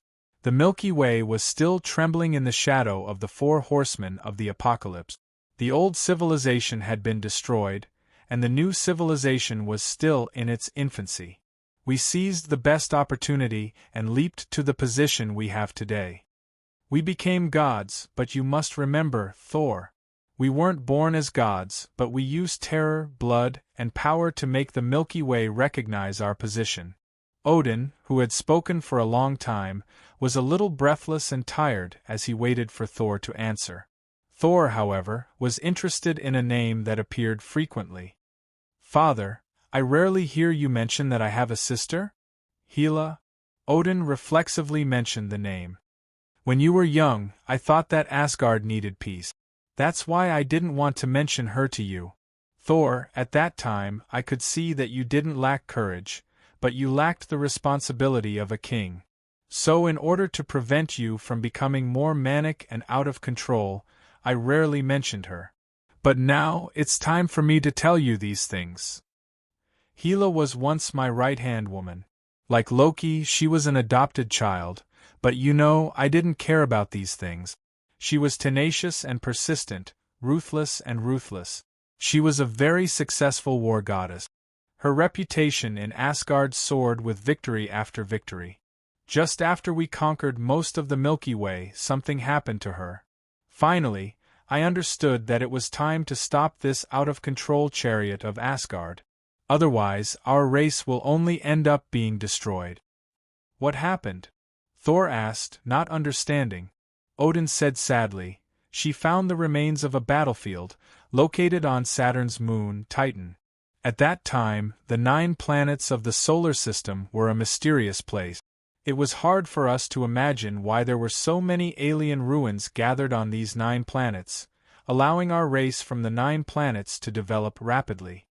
We Asgardians were born on Mars, and before we discovered the world tree system that included the 9 planets, we settled there. The 9 great nations originally referred to the 9 planets. Later, we discovered the war Skynet at the center of the sun, discovered the mother of famine hidden on the moon, and discovered the ruins of civilizations on various planets. From the documents in the ruins, we realized that the solar system was not a native galaxy, but an experimental field created to imitate the home of an otherworldly civilization. That was the human race, or rather, the ancient human race. The current Soviet Union, the European Community, China, Atlantis, Lemurians, and the astral civilization at the center of the Milky Way are all child civilizations of that civilization. An unimaginable disaster occurred in the otherworldly universe. In the disaster, the Creator was born from the ancient human civilization. He created the original 4 horsemen, and he left behind the guardians of civilization, Apocalypse. Apocalypse brought the newly sprouted 4 horsemen to this universe. They fought everywhere, destroyed countless civilizations, and at the same time grew into a very terrifying existence. Following the will of the Creator, they built the solar system and used the home planets of the enemies they defeated as the 9 planets around the solar system. Apocalypse and the 4 horsemen left. To conquer the wider universe and parallel universes, they left an insignificant part of themselves here, waiting for the arrival of the Creator.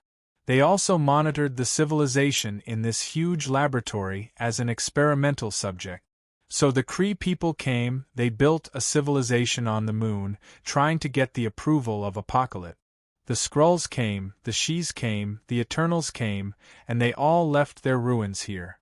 In addition, there was also the Titans who were born in Thanos. Their home planet was destroyed by the war Skynet, and the wreckage became the moon of Jupiter. This is what the Milky Way and the Nine Worlds call the Apocalypse. In essence, it was just the four horsemen of Apocalypse left behind an operating mechanism to correct the experimental data. When a civilization is determined to be worthless, they will make a move, bringing destruction, destroying or driving those civilizations to other places for periodic tests. Gila found the ruins on Titan where the four horsemen of Apocalypse destroyed the Titans. It even included the traces left behind by the entanglement of the Death Knights and the Goddess of Death. As for what happened, I'm afraid only the dead Thanos knows. Gila was bewitched by the power of the Death Knights and the Goddess of Death.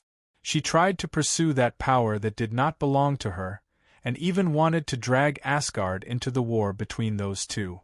Of course, I would not allow her to have such a stupid idea. So I had to make a move to correct her crazy behavior.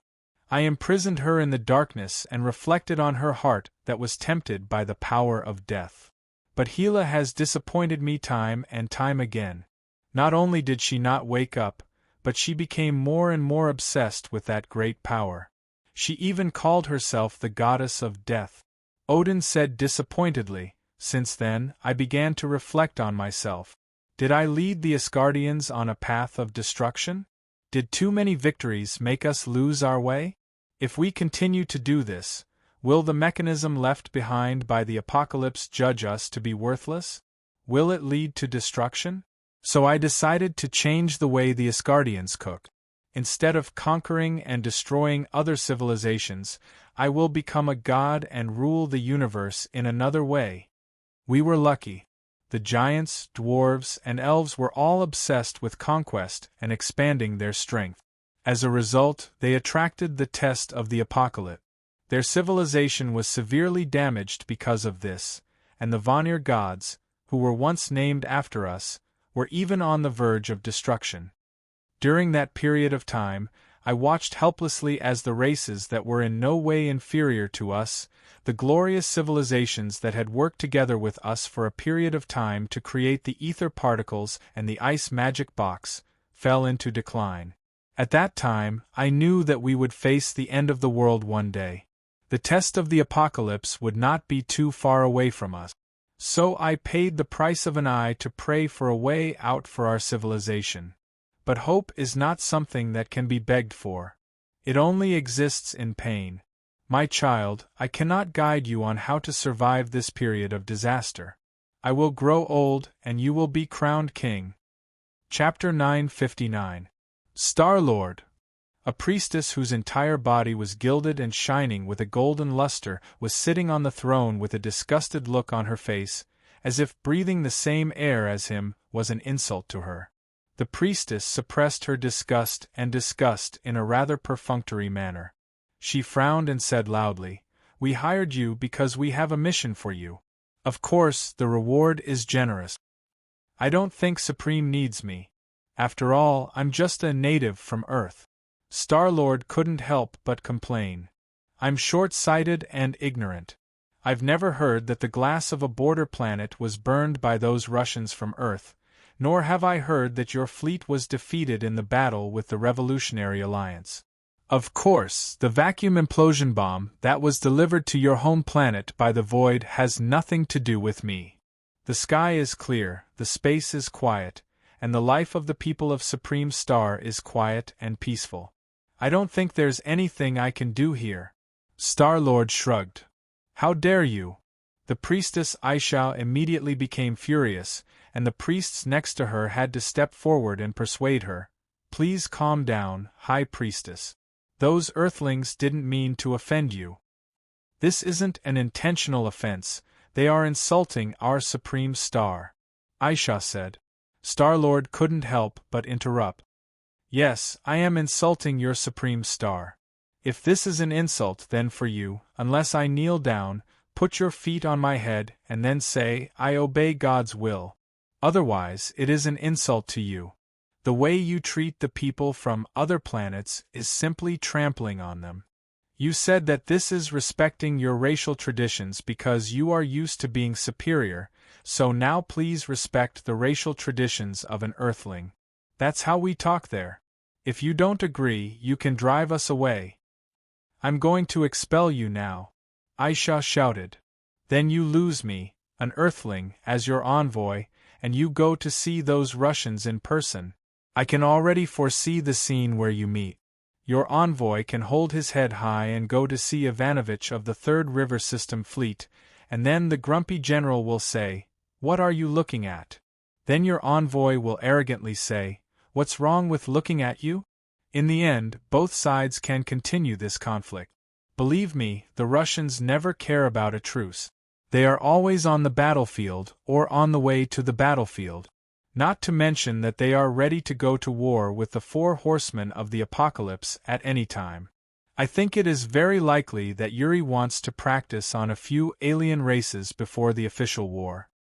I heard that the Republic of Republic, another member of the Human Revolutionary Alliance, has already collected the relevant data from the dimensional space monsters in your star field. They have already broken through the blockade around your home planet. The vacuum implosion last time was a warning. You should be thankful that the Republic is the one with the best space technology in the APC. If the Russians had the right to fire, I would have seen a wreckage instead of your planet Sovereign. When I passed by in my spaceship just now, I saw that your satellite seemed to have lost nearly half of its body. It seems that the detonation point of the vacuum implosion bomb was very close to you. Why isn't your ultimate planetary defense system working? Star-Lord pretended to be enlightened and said, "It turns out that the final defense system has been broken by them. Now your supreme star is like being pressed to the ground by the aborigines from our Earth, and you can only scream from time to make the blood of the Russians who are pressing you." "Shut up!" Aisha screamed.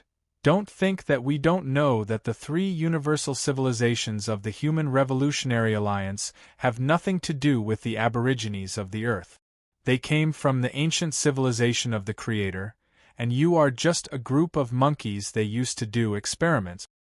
"Then please be fair when you speak, we are the same group of monkeys," Star-Lord said coldly.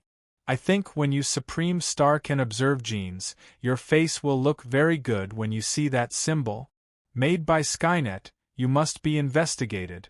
No wonder you are so obsessed with genetic perfection and have developed extremely advanced genetic modulation and modification technology, but don't forget, compared to us, you are just a group of monkeys who have taken off the collar of your master.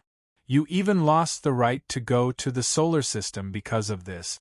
And even if you take off the label, in the program left behind by the apocalypse, you are still a group of experimental animals." As soon as these words fell, not only did Aisha almost go crazy with anger, but even the Supreme Star next to her also had a bad expression on his face. He looked at Star-Lord and the others with a murderous look in his eyes. Rocket was also shocked by the piercing murderous intent shooting at them from all around. He quietly pulled Star-Lord's sleeve and whispered, "You often tell me to clean my mouth, but you are even more annoying than me. Don't forget, we are still in their territory." Star-Lord whispered, "Their attitude is too annoying. Don't worry, they need me now. Don't look at this group of civilians who are still so arrogant, but in fact, they have been beaten by the Soviets and are only a step away from full surrender.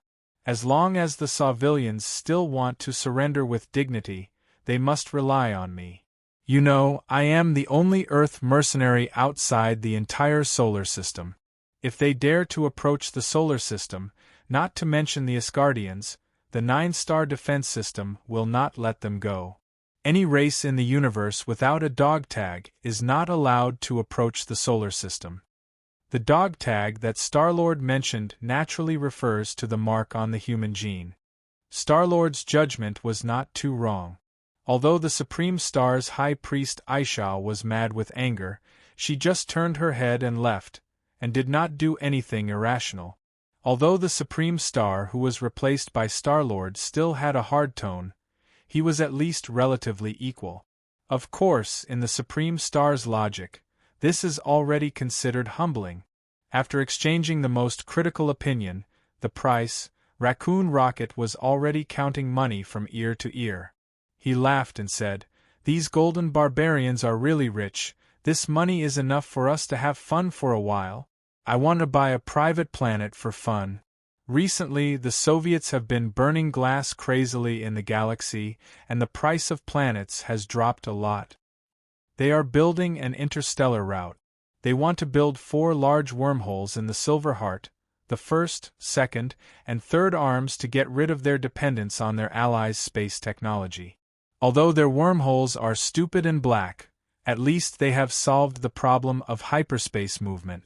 Soon, the Russian fleet will be able to achieve a daytime zone in the entire galaxy. No wonder they are in conflict with so many alien civilizations. Raccoon said happily, "It has brought us a lot of business. Hurrah! Long live the Soviets! Land requisition and forced demolition." Star-Lord laughed and said, "The gap between different races in the universe is too heavy. Originally, they had compensation measures, but the time that the IRGC has been in the galaxy is too short, and there are few diplomatic relations with other civilizations, so it is a bit difficult to communicate. Those Russians work hard, no wonder there are conflicts everywhere." Drax whispered, "Star-Lord, your home planet is really developed. Since Luonan, that damn guy, entered your planet by mistake and disappeared, now everyone knows that Terrastar is the legendary graveyard of civilization, the origin of the apocalypse, the galactic forbidden zone, Earth. I wanted to kill Luonan with my own hands, but unfortunately, Kamala, Thanos has been looking for Earth. In the long history of the galaxy, he has been stuck in that galaxy, and he is afraid of something in it. But I know that he will eventually do it. Star-Lord, your home planet will not have a few days of peace." "We all know." Star-Lord shrugged indifferently and said, "It has never been peaceful."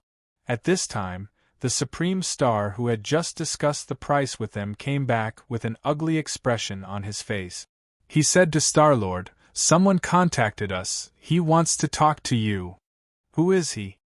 Star-Lord asked doubtfully. "Igo, a person who is very famous among some people.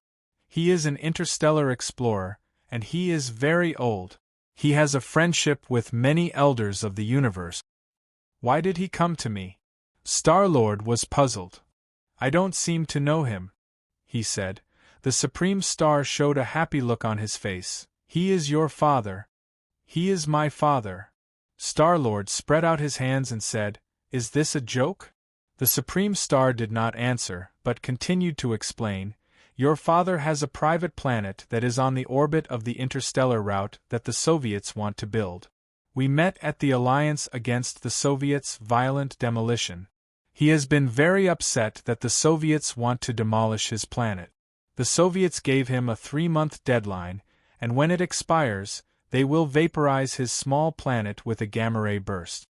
Your father has always wanted to fight for the treatment of planet relocation, but the Soviets claimed that his planet's size does not meet the regulations and it belongs to an asteroid. Unless he has proof of an interstellar protected animal breeding area or a primitive civilization reserve, there is no relocation treatment. He is now in a fierce fight with the Soviet fleet, and he is the leader of our violent resistance against the Soviets' violent demolition alliance. I guess he came to you this time because the Soviets used gamma-ray bursts and neutrino wave weapons to destroy 6 galaxies some time ago, and by the way, they destroyed a certain civilization of the Resistance Party. He wants to reach a dialogue with the Revolutionary Alliance through you." That Supreme Star said in a gloating tone. "My mother said he was a Spartoi." Star-Lord was surprised. "I thought I would be an alien prince or something. An interstellar mercenary with a private planet," Rocket said angrily. "You can also call yourself an alien prince. That's just an asteroid." Star-Lord shouted, "You can also buy one." "Oh my God! Didn't you notice? That's an asteroid that is about to be demolished." Rocket exaggeratedly said, When the compensation for the demolition arrives, you will be a real alien prince. I have seen the compensation standard, and you can buy a real planet. If it is an asteroid with life, maybe I can compensate you with a life planet without intelligent life. Get rich from demolition, brother. Let's talk about this later, we haven't figured out the situation yet. Star-Lord signaled. Chapter 960. There is only darkness before my eyes. Odin's voice was low. He sat on the throne, his head bowed in the shadows, staring at the ruins of Asgard where the embers were slowly burning. He was facing a hideous and terrible black wolf. The wolf's mane fluttered in the wind, and its pupils glowed with a ghostly blue luster. Divine blood flowed down Odin's right hand, onto the lance of eternity, and dripped from the tip of the lance onto the throne. Where is hope? Where will it end? Odin looked back at his beloved Asgard. The shadow of the black dragon covered the 9 worlds. Thor and Loki led the Asgardians to fight desperately in the ruins. Twisted, hideous insects pounced on them from all directions. The black dragon was clad in iron armor. Lava dripped from the gaps in the armor, igniting all of Asgard. The continent burned in the midst of death. Blood-red magma flowed everywhere. Wherever the shadow of the black dragon spread, countless indescribable existences reached out from the darkness and dragged the Asgardians into the darkness. Odin was too weak to lift the lance of eternity. He laughed bitterly. The demon wolf suddenly pounced on him and bit his throat. Gungnir slipped out of his hand powerlessly. Thor, who was in the distance, wailed in grief when he saw this scene. He ignored the countless hideous monsters rushing at him and rushed towards his father. Loki had no choice but to use all his strength to block the attacks coming from all directions for him. Thor picked up Gungnir and threw a fatal blow at the black demon wolf. On the Lance of Eternity, Odin's blood flowed through a series of runes, activating the runes. The runes glowed with a ghostly blue luster. The runes, Gungnir's power, locked onto the only solution to the collapse of the cloud of probabilities in the future. In an impossible way, it passed through the barrier of time and space, bypassed the chaos algorithm represented by the demon wolf itself, and pierced through the countless possibilities of the demon wolf in the timeline at the same time. Gungnir pierced through the heart of the monster. At this time, Asgard's dusk cast its last ray of light on Odin. The blind old man had long since lost his breath on the throne. Thor roared at the shadow of the demonic dragon in the sky. Ancient snake! Asgard may be destroyed, but it will never bow. The gods may usher in their dusk, but you are also destined to be buried with us. The demonic dragon smiled. Is that so? You think too highly of yourselves. Don't add to the drama. At this time, the earth of Asgard began to undulate, and the whole continent trembled violently. All matter seemed to have the breath of life. The earth and the shadow of the demonic dragon merged together, turning into a giant python that encompassed all the matter of Asgard. Thor held the Lance of Eternity and threw it at the demonic dragon. The entire palace of Asgard had turned into the head of the serpent, and it opened its deep mouth to swallow Thor. Loki's eyes was filled with rage, but he was overwhelmed by countless insects that surged like a tide. He could only watch helplessly as the demonic dragon's figure twisted into a man and grabbed the spear. Thor held the Stormhammer in one hand and grasped at the man's figure with the other. He wanted to hammer the head of the python that swallowed him, but the hammer head, which was comparable to a neutron star, merged into the python's body.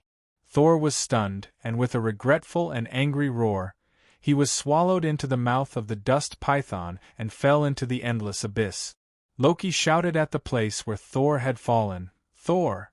Loki shouted at the place where Thor fell, "Thor!" But he had no strength to lift his sword. More and more monsters came from all directions. In the end, he was pushed down on the scales of the earthly serpent. The last thing he saw was the king of the flame giants, Surtur, kneeling in front of the black dragon. The kingdom of elves and dwarves was also swallowed by the earthly serpent. The 9 worlds fell into endless darkness at the same time.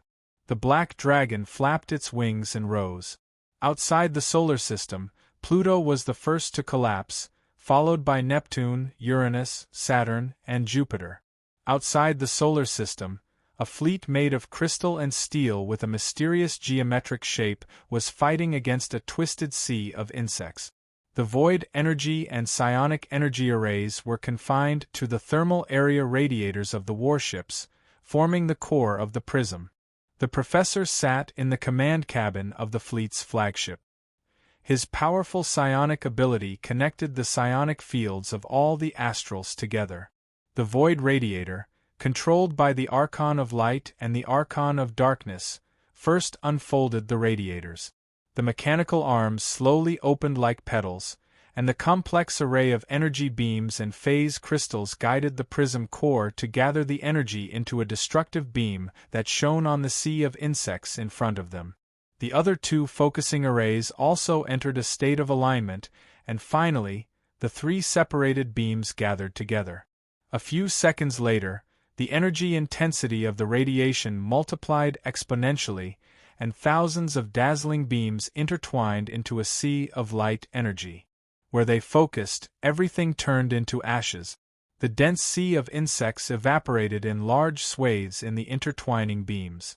However, those zergs did not die. Instead, they transformed into another form that was even more twisted and crazy, more deviating from life. The quantum waves of the countless dead zergs continued to expand, entangling with each other, forming even more complicated quantum movements and entangled state phenomena. The professor's body began to turn blue. He levitated from the wheelchair, and his eyes were a deep blue. He stared at the entangled quantum cycle of countless insects in front of him, forming a dark, chaotic, huge, amorphous mass. In the dark void of the universe, it was as if an invisible giant drum was being beaten, and a flute that only produced a nauseating, monotonous tone was being played. The boring, monotonous, and ear-piercing sound blended into the background sounds of the universe. In the battlefield of the universe, the astrals were still fighting against the ever-evolving and various insectoid biological warship. But in the deeper background of the universe, the professor and Azathos were entangled in a higher dimension, a twisted and extremely crazy quantum cycle formed by countless crazy and impoverished insectoid thoughts. Azathos was able to make many astral warships fall into madness with the muttering that he constantly radiated. Biochemical substances rapidly proliferated from the bodies of the astrals, covering the elegant warships made of crystal and metal, turning them into the twisted, flesh-colored biological warships of the insectoids. On the high-dimensional battlefield, the 2 launched a data entanglement and information attack calculated using Planck time.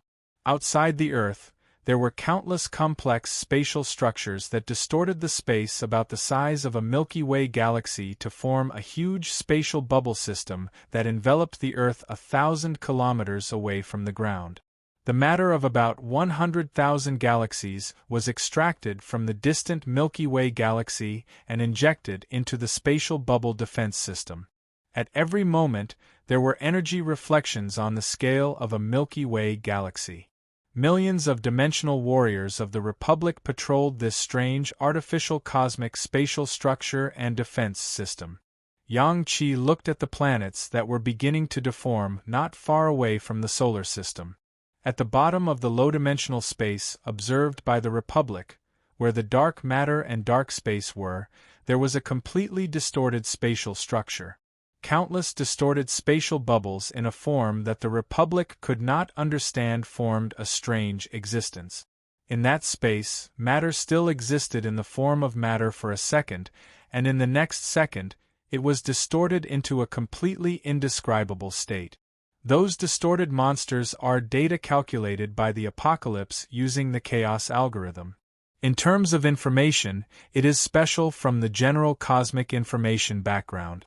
This may be another kind of mathematical information that the Apocalypse observed when it traveled and studied in certain universes. This kind of mathematical information is completely different from the mathematical system that we are exposed to. Its biggest characteristic is that it has no characteristics or laws. Mathematics is made up of characteristics and laws, so information science is also made up of laws. Discovering and summarizing laws is the foundation of the existence of science. According to the grand unification theory, the reason why the universe appears like this is the effect of the laws and order of information. It is impossible for them to have no laws. This completely chaotic and distorted information state can be called chaos. There must be a core law and science hidden in it. However, this law completely violates our current scientific system. It may only be meaningful in a higher dimension. This chaotic system that we are temporarily unable to understand is called the chaos algorithm. What we are facing is the space application of the chaos algorithm known as Yog-Sothoth. It is infecting the space bubble defense system that we have constructed. Currently, almost half of the space bubble in the Milky Way has been infected. If we are unable to crack the chaos algorithm within 3 days, then the space defense system will be completely ineffective. All the weapon systems that we have constructed, the space system, and the space that we live in will become a part of Yog-Sothoth. By then, even without the apocalypse's intervention, our civilization will already be destroyed. On Earth, countless twisted tentacles covered in mucus were being bombarded by the Soviet. A fog of chaos shrouded Earth. Humans were slowly disappearing in the middle, and the existence of information was decreasing. Adolf waved his hands. The 40 million comrades of the Nazis will die together. The nameless fog, an existence that we know nothing about. Stark said in a low voice, on Earth, information and data about humans are disappearing on a large scale. I don't know how many people have perished on the information level, nor do I know how much information about their family, colleagues, and friends people have forgotten. Right now, I still remember the names of 9 people and the relevant information of about 50 people. I am trying my best to preserve this information. Otherwise, Mr. President, we will forget all of the people of America, and we will be forgotten. In the end, this civilization will cease to exist. In every sense, it will cease to exist. Our future depends on the past, and the past depends on information. If we forget each other, if everything about us disappears on the information level, then, Mr. President, our past will cease to exist. Not to mention the future. Right? Mr. President, what is your name again? Stark was puzzled. Bush? Yen and yen. Okay, President Kennedy. I got it. Asterisk and %yen hashtag. President Washington, you don't have to keep mentioning it. I understand what you mean. Wait, who was I on the phone with? Stark turned around and shouted, Friday, get the records and tell me who I am talking to. I can't hear his response anymore. Hello? Hello? There is no signal. Chapter 961. Dark clouds covered the sky as they approached. Outside of Spirited Mountain, flags formed clouds and war drums thundered. Millions of celestial soldiers and generals surrounded the Tempest Temple. Below the martial flags, there were dozens of heaven-suppressing marshals, each holding a mace and a mace. Below them, there were dozens of golden-armored celestial men, each holding a halberd, a whip, a saber, and a sword. There were the Sun God, the Night-Wandering God, the Solar Emperor, the Lunar Primordial Lord, the Sun God, the Time God, the 108 constellations, the 4 great heavenly masters, the 28 constellations, the 9 luminary star officers, the 3 great emperors, the martial virtue Star Lord, the 4 saints of the North Pole, the pagoda-bearing heavenly king Li Jing, Jinja, Muzza, the great god of the 3 seas, Neza, the left assistant and right assistant, the Spirit, Officer Wang, the Wenchang Emperor, and the various war gods. There were about 4,000 to 5,000 of them. More than half of the heavenly court's resources were used to suppress the heavens' equal demon emperor. The great heavenly venerable Jade Emperor appointed the pagoda-bearing heavenly King Li Jing's general as the commander to lead the army. Although he was appointed by the Jade Emperor, there were many emperors in the army. Li Jing did not dare to act on his own.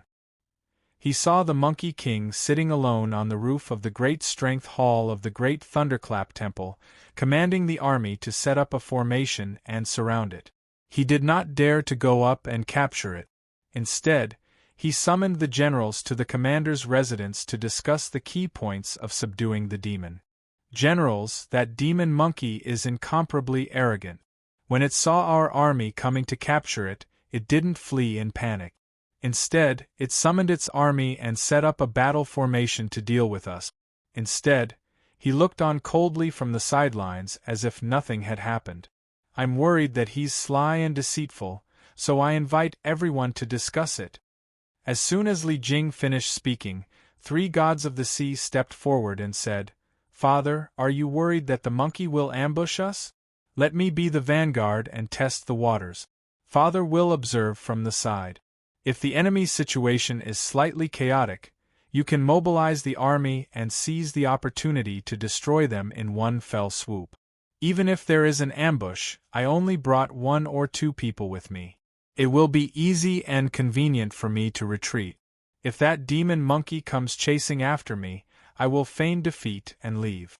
Father will set up an ambush and trap it in one fell swoop." Li Jing stroked his beard and pondered. Neza's words were the righteous path of the military.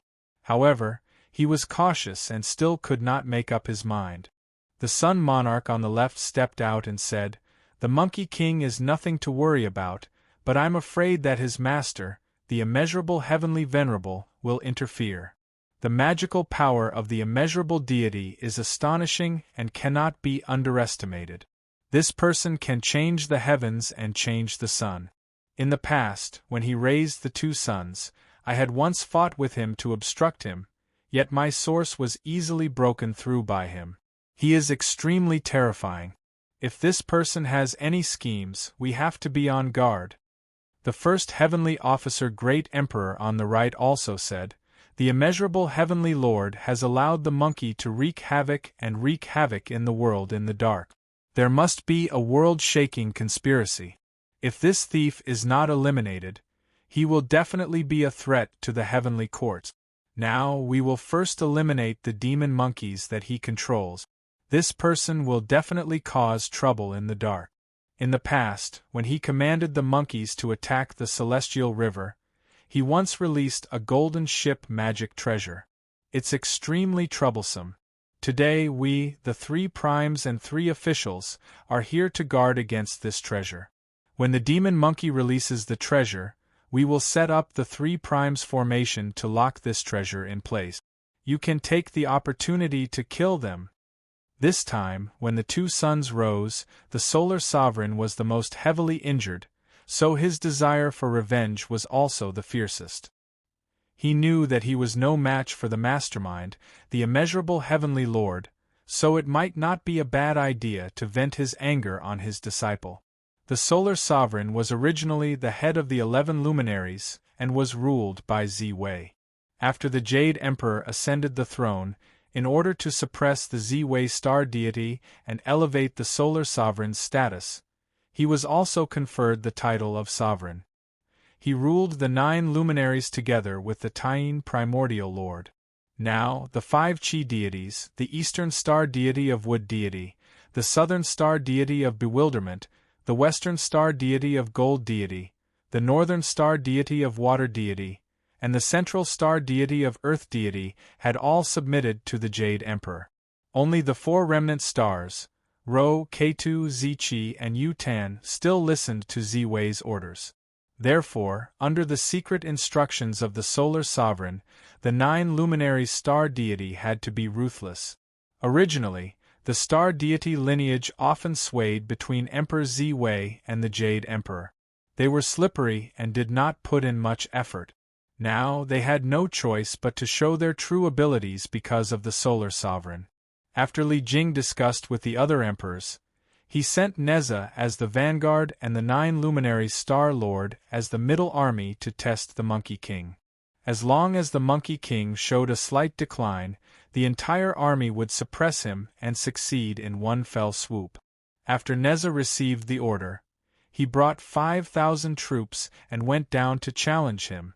Monkey King, you demonic monkey have rebelled against the heavenly courts and called yourself the Demon Emperor.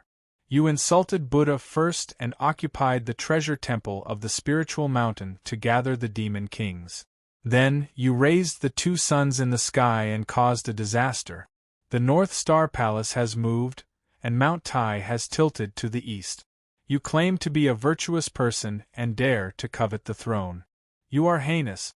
Today, I'm here to subdue you under the Jade Emperor's decree.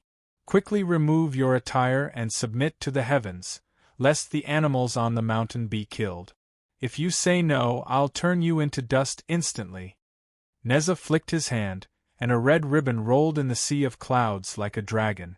Under the dusk, the remaining light of the 2 suns in the sky shone on the golden glass roof of the great Lane Temple, reflecting a dark gold.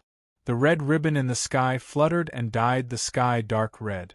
The dim red light and the golden light intertwined, making the entire Lane Temple look like a golden temple in a blazing fire. The Monkey King sat on the top of the great Lane Temple and looked up at Neza, who was glaring at him. He suddenly laughed impudently and said, "Where did this brat come from?" Instead of drinking milk in front of his mother, he came to find trouble with me. Go away, go away. I don't bully people who are still wet behind the ears. Shameless boasting, Neza said angrily. The demonic monkey is rebellious and dares to be rude. Eat my spear. He stepped on the golden wheels barefoot. The golden wheels were like 2 blazing suns, burning with golden flames, supporting Neza's 6-foot-tall body. Neza kicked with his right leg, and a golden flame shot towards the Monkey King's head. As the 2 wheels rotated, the sound of wind and fire raged. The Monkey King narrowed his eyes and looked straight at the wind-fire divine wheels. In the eyes of the immortals and gods, the wind-fire wheels were the supreme treasures of the immortals. They were accompanied by the wind and fire chi. The connate wind and fire. The fire moved with the wind, and the wind aided the fire, causing the golden flames of the golden wheels to only have the power of the true fire of the sun. However, in the eyes of the Monkey King, the pair of wind-fire wheels were on the same principle as the sun in the sky. In an ordinary galaxy, the core temperature of the sun was about 20 million Kelvin, and a star with a higher mass could reach 9 billion Kelvin. In the 3 realms, because the Grand Pure One had changed the universe constant during the creation of the 3 realms, the core temperature of the sun was as high as 10 billion Kelvin. In the wind-fire wheels, the connate wind and fire chi was nothing more than imitating the movement of matter at the beginning of the universe's creation, when the dimensions were unfolded and the primordial world was created. At that time, the existence and movement of matter formed a relatively high-energy state. It was something that the stability of the universe could not achieve. It was called connate matter and connate vitality. The wind-fire wheels imitated the special environment of the 3 realms when the universe was created. With the rapid rotation of the 2 wheels, the connate high-energy matter in the wheels reached a stable state. The basic principle was to simulate the special environment of the creation of the world through high-speed movement. It was just like how the black hole in the galaxy retained a portion of the environment of the Big Bang. Therefore, the extreme temperature of the wind-fire wheels could be close to the extreme temperature of the 3 realms. This temperature was known as the Planck temperature in the Earth's universe.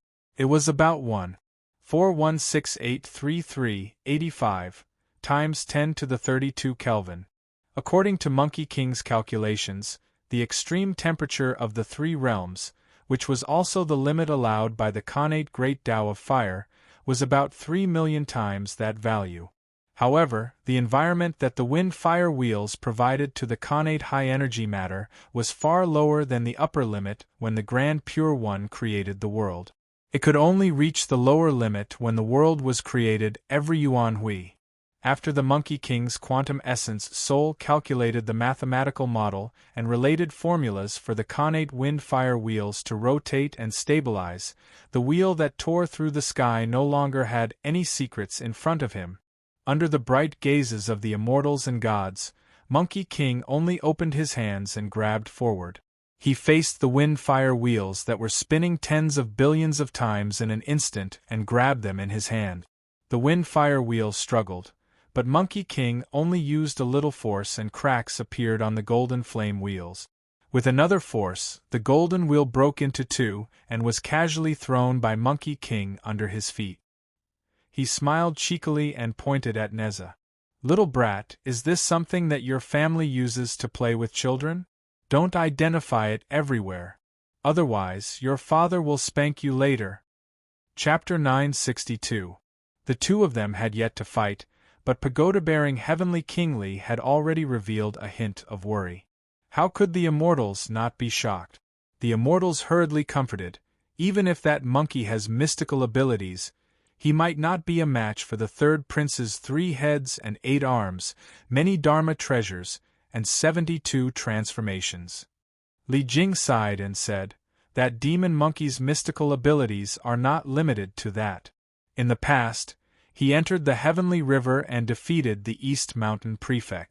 How can his mystical abilities be limited to today? However, I heard that his Dharma powers are improving day by day.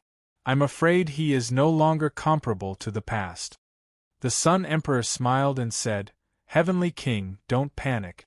I've already ordered the 9 brilliant Star Lord to control the array from the side. If that demon monkey is ferocious and difficult to control, let them swarm him. How many hands does that demon monkey have? How can he withstand the siege?" Only then did Li Jing put down his guard and watch the battle attentively. After Neza lost a wind-fire wheel, his expression became even more solemn. However, he had already treated the great Emperor's equal, who had made a name for himself today, as a great enemy that he had never had in his life. He shook his body, and the red scarf rolled.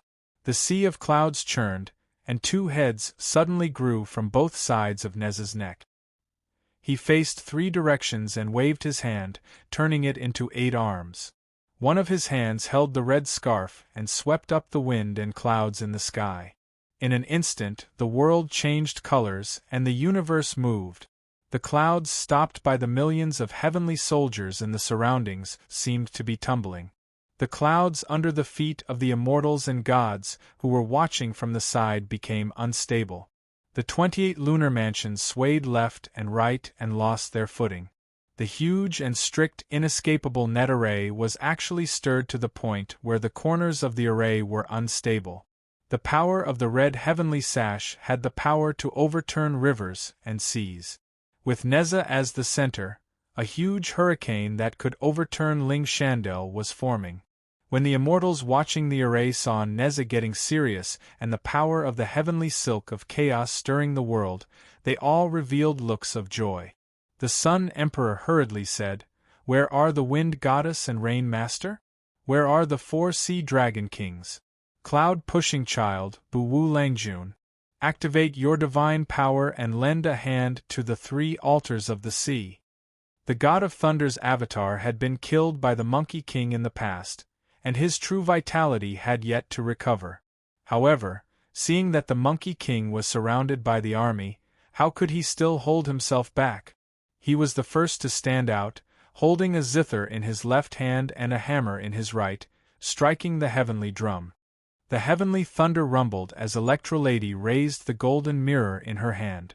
In an instant, lightning danced wildly and silver snakes wreaked havoc. The 36 thunder gods of the Thunder Division exerted their strength in unison. Countless silver flood dragons with heads and tails raged down from the sky.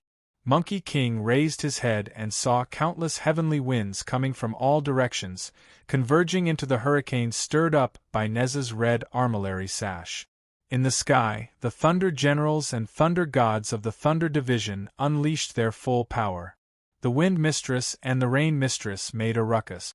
Under the influence of the heaven and earth, the entire spirited mountain seemed to have suffered from 3 disasters. Fortunately, the great Lane Temple of Spirited Mountain was the place where the Buddha resided in the world. It was unbelievable that it could remain unmoved in the face of such an unprecedented natural disaster. If it were an ordinary mountain or river, its foundation would have been blown away by the wind, the earth veins would have been broken by the lightning, and the heaven and earth would have been reversed, returning to the primordial era. Even so, the great Meru mountain of the Spirited Mountains, Sagely Mountain, was scraped by the heavenly winds, and the land around the great Lane Temple seemed to have been plowed by the heavenly thunder. The surface of the Spirited Mountain, which was as hard as diamond, was flipped over. The deities were delighted, and the Thunder God said proudly, "If you ask me, I think Heavenly King is worrying too much. Although that demon monkey is ferocious, he was the one who took advantage of the loophole last time. My colleagues of the Thunder Division didn't make a move. Now that he dares to rebel against the heavens, almost all the resources of the Celestial Court of the 3 realms and 6 paths have been mobilized. How can we tolerate his ferocity? I don't think Third Prince needs to make a move. He won't be able to hold on much longer."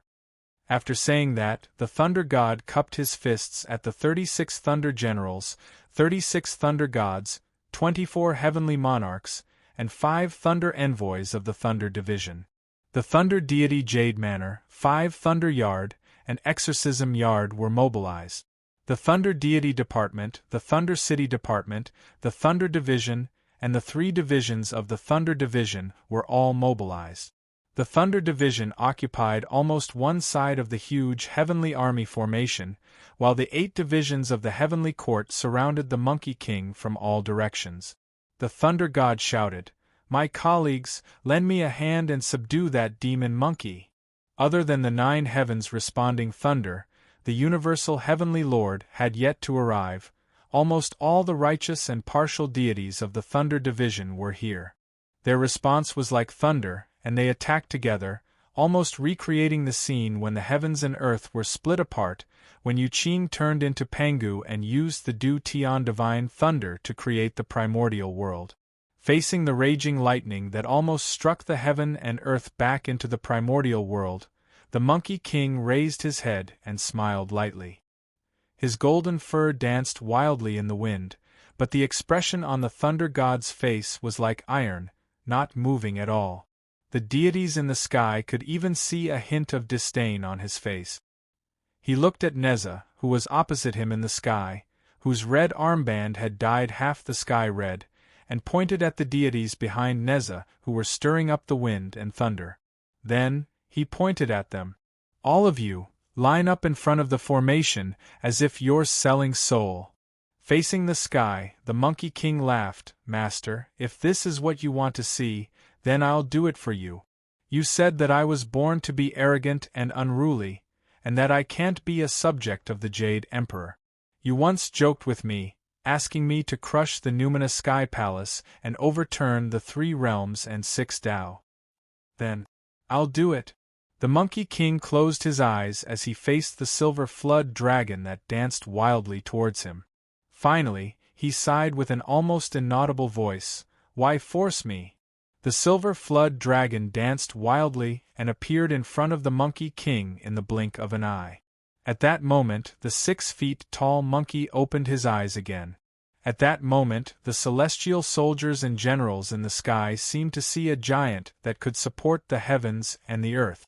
The monkey swung his arm forward, and a huge gravitational force distorted, instantly tearing apart the divine lightning that filled the sky. Countless broken lightning bolts were forged into sharp blades, landing on the Monkey King's body. A large amount of dark red lava that looked like fresh blood burned on the Monkey King's body, and as the lightning bolts tempered it, it slowly solidified and took shape. On the head of the 6-feet-tall monkey standing on the top of the Great Lane Temple, 2 strands of phoenix wings were inserted into the purple gold crown, and they hung behind the Monkey King, almost touching the ground. He wore a gold-plated golden armor, and he was wearing a pair of cloud-walking shoes made of lotus root silk. A bright red cape fluttered behind him. On the top of the great Lane Temple, the Monkey King put on the armor given by Chun-Ong and looked down at the deities. It looked a little funny, but none of the holy Buddhas in the sky dared to laugh. That was because the star-stabilizing god precious metal in his hand was pointing at the deities. With just one strike, the hurricane was torn apart, the wind and clouds were swept away, the deities were shocked, and the lightning bolts were swept away. Wherever the strike went, a huge force shattered the vacuum, and anything that dared to stop it was crushed into pieces. Neza was horrified, and he had no choice but to use his wind-fire wheels to retreat. He retreated to the heavenly soldiers of the Thunder Division behind him, and the gods of thunder behind him. He retreated 50,000 miles in an instant, leaving behind the heavenly soldiers, generals, and gods of the Thunder Division, who were all turned into ashes by this strike. The deities who were smiling just a moment ago were instantly killed, and the inescapable net that was lying in ambush from all directions was also wiped out in an instant. Only the Monkey King was left to face the presumptuous laughter from the other side. You guys are bragging here, but have you ever thought about asking me if these small fries are worthy of my attention? The Monkey King looked at the Thunder Division in front of him, which had been turned into ashes, and reached out his hand to point at them. He said lazily, "Little deity Lier. Not interesting." Wukong paused for a moment, and his eyes suddenly turned sharp. With a casual and calm attitude, he slowly said to Neza, Spirit Official Wang, and the divine generals in the sky, "All of you, come at me together. I, old son, am in a hurry. I wonder how many of you here can take a strike from me?" He casually weighed the metal rod in his hand, and the deities and Buddhas in the sky immediately fell silent. The face of pagoda-bearing Heavenly Kingly, who was in the middle of the army, had turned as dark as a sheet of paper. His lips were slightly trembling, and he looked at the fearless monkey below him. For a moment, he forgot how to speak, and he only knew how to repeat, "How could this be? How could this be? How could there be such a demonic monkey?" The expression of the Sun Emperor, who was beside him, was not any better than his. The rest of the celestial soldiers and generals who were lying in ambush on all 7 sides were panicking. The inescapable net that was supposed to be a great army suddenly turned into dust. The face of Neza, who was the only one who escaped the remaining power of the Monkey King's rod, was also pale. He heard the Monkey King's challenge to all the immortal generals, but he couldn't find a reason to reject it. Everything that had happened in front of him was too shocking. It should be known that the difference between the lineage that Chun-Ong had learned was immeasurable. Although the method used was slightly inferior, the magnitude of the difference was astronomical. As long as the standard was slightly higher, the difference would be like heaven and earth. It was the same nuclear fusion, but a hydrogen bomb could only wipe out an entire city, but a star could vaporize several planets with just an instant of energy. Even though a deity had been cultivating for thousands of years, a monkey had only been cultivating for a few decades. Chapter 963. As the Monkey King slaughtered the Thunder Division's celestial gods, 9 luminaries, who was hiding at the side, had a slight change in expression. Seeing that the Monkey King was about to charge forward with the pacifying star treasure metal, Tai-Bai Jinxing, the celestial lord of gold luminaries who had spoken to him, quickly showed himself and shouted, "Great Emperor, how could you kill the people of the Thunder Division? You've made a huge mistake." "How did I make a huge mistake?" the Monkey King asked with a smile when he saw Tai-Bai Jinxing, a familiar old man. Although he was smiling, his hands did not stop. He pushed the purple phoenix crown on his head, and the quantum divine light of the indefinite 2 realms auspicious cloud formed by his Yuan Shen rose from the back of his head. As the auspicious cloud covered his head, the Monkey King's existence immediately collapsed into the quantum probability cloud state, and he was everywhere in the 3 realms. When he once again collapsed into his physical form, he was already among the 28 lunar mansions surrounded by the celestial soldiers and generals. With a casual swing of his staff, It was as if an infinite gravitational force was collapsing at the center of the staff. There was a name for this move, and it was taught by Chen. The name was simple and plain, called gravitational collapse. It referred to the phenomenon of matter gathering towards the core when the repulsive force between the celestial bodies in the universe outside the three realms was not enough to resist the gravitational force. When Chen was a sword celestial, he still paid particular attention to the accumulation of sword will when controlling a flying sword. Later on, when he taught the Monkey King the staff technique, he did not mention any philosophical principles or exquisite theories. He only taught the various universes, the operation of the universe, the movement of celestial bodies, the collapse of supernovae, the birth of black holes, the Big Bang, the opening of the primordial world, the integration of information, and other phenomena. Therefore, the Monkey King's staff technique did not have any artistic conception or profound meaning. It only had the most objective, most real, and most emotionless power and principles. This strike relied on the neutron star dense matter that Chen had smashed down with the stationary star god metal. It relied on the gravitational self-binding system of the superdegenerate state, using the most naked material foundation to pry open the most objective laws of the universe's mechanics. However, Golden Dragon Kong, who was facing this staff, was in despair. His golden horn was invincible, and he was known as the Dragon King. Since the beginning of the world, he was one of the few great supernatural powers among the 28 constellations. He was the god of wind, and he could summon wind and clouds for 3,000 miles. He had fire beads, and it was as if he was swallowing the sun into his throat.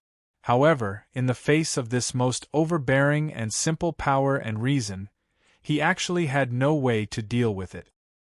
He watched as his body involuntarily collided with the iron rod, and the rod became bigger and bigger. It was like the 5 mountains of Mount Tai added together, but the space scale of the two was changing. Golden Dragon Kong could only scream in despair, escape his primordial spirit, and escape outside.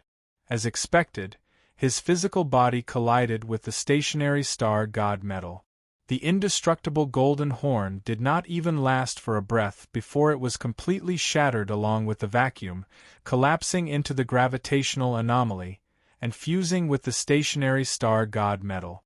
The 28 constellation gods and the others only needed a sweep of his staff to allow them to be crushed by the extreme gravitational collapse and vacuum. Occasionally, a few primordial spirits would escape, but Wukong didn't even look at them. With a shake of his staff, the surrounding space collapsed and shattered in the dimensions, sending the group of primordial spirits into the seamless space. Occasionally, a sliver of a lucky constellation's primordial spirit managed to escape. They would not be able to recover without recuperating for hundreds or thousands of years, so the Monkey King ignored them. The 9 brilliant Star Lords were dumbfounded. Although they had heard that the Emperor's equal was powerful and had a rather wild and violent personality, they never thought he would be so lawless. When the Thunder Department was destroyed with a single strike of the rod, they still thought that the heavenly court would not fall. Only now did they truly understand that the Monkey King did not care about the heavenly court's dignity as it ruled over the 3 worlds for thousands of years.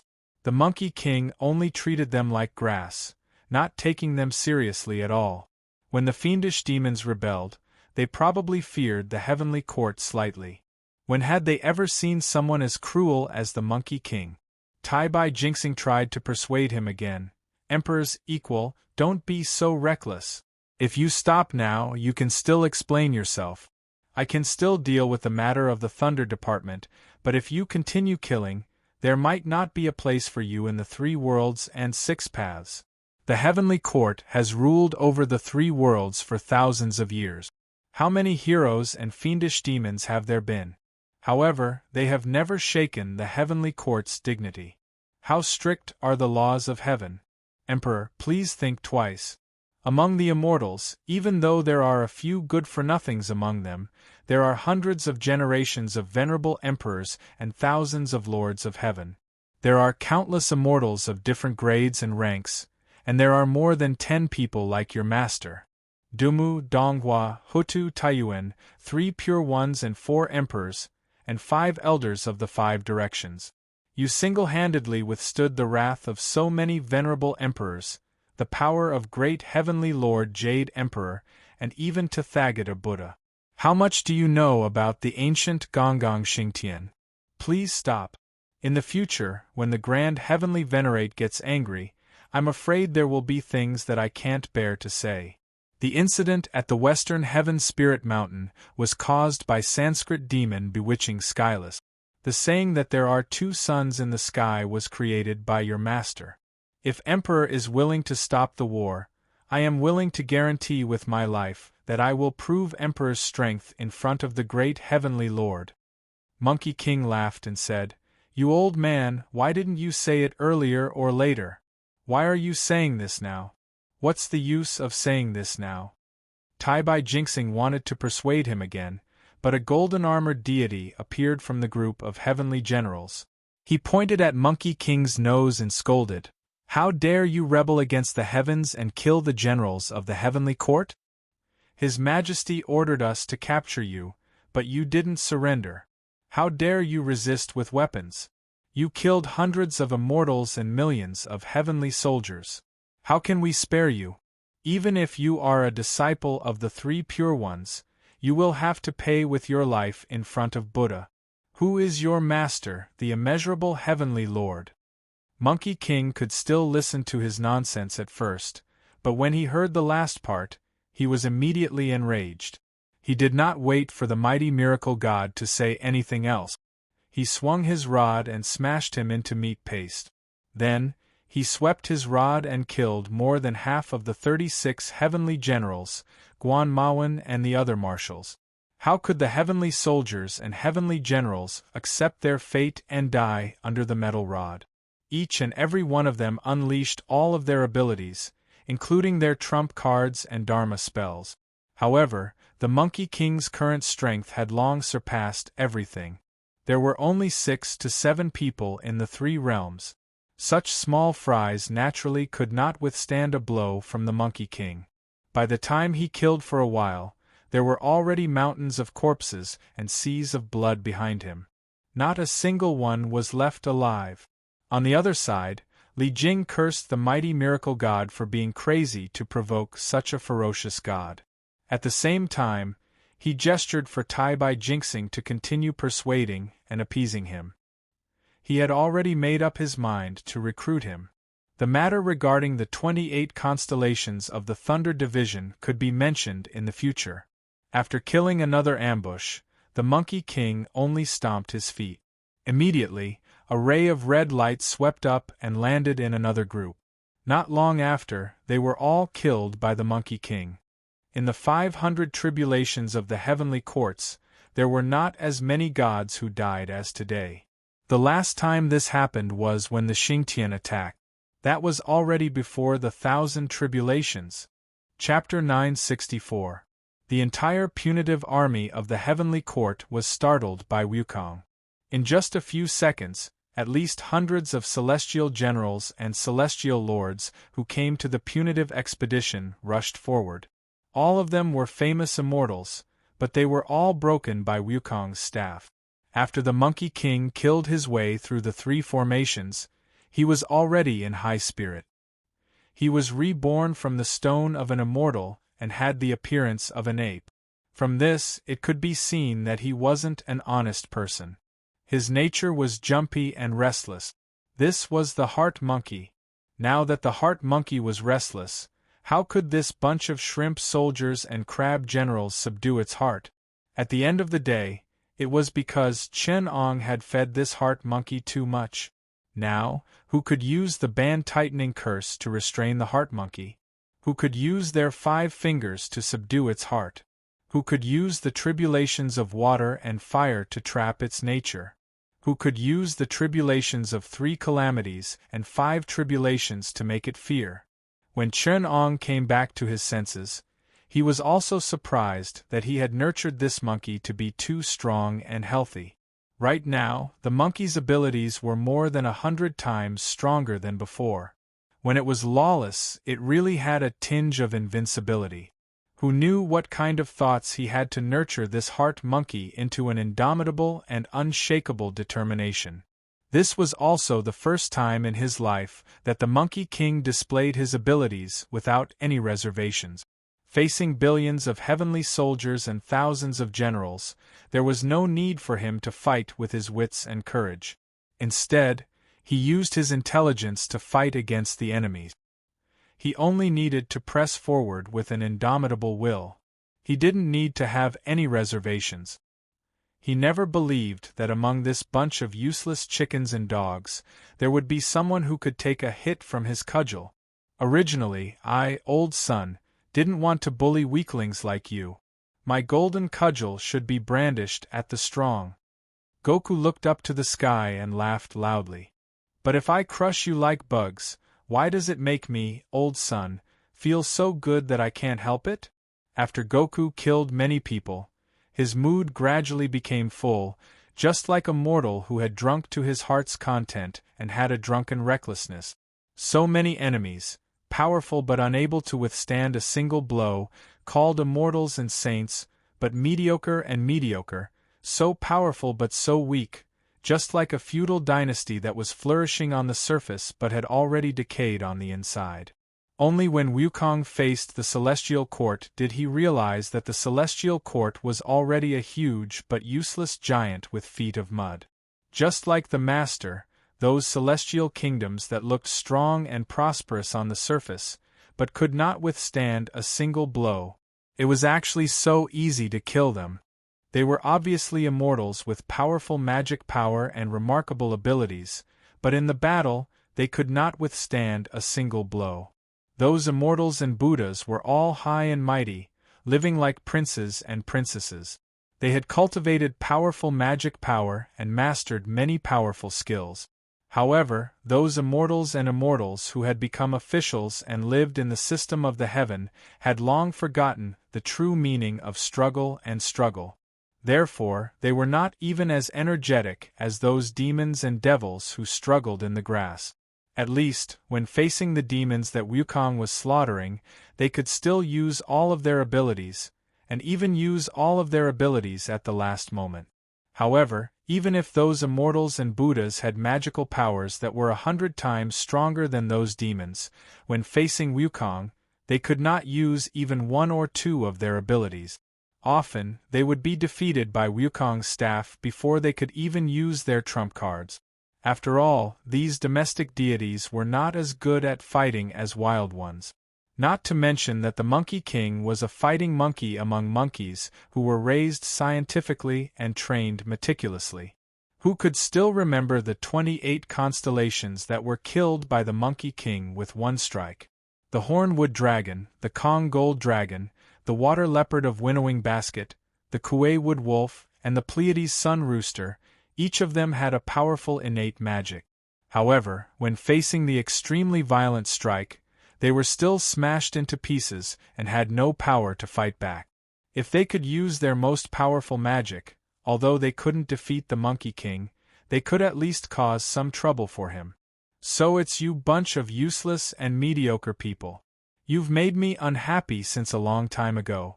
Killing people like you who are strong but can't make a decision is so satisfying. So satisfying.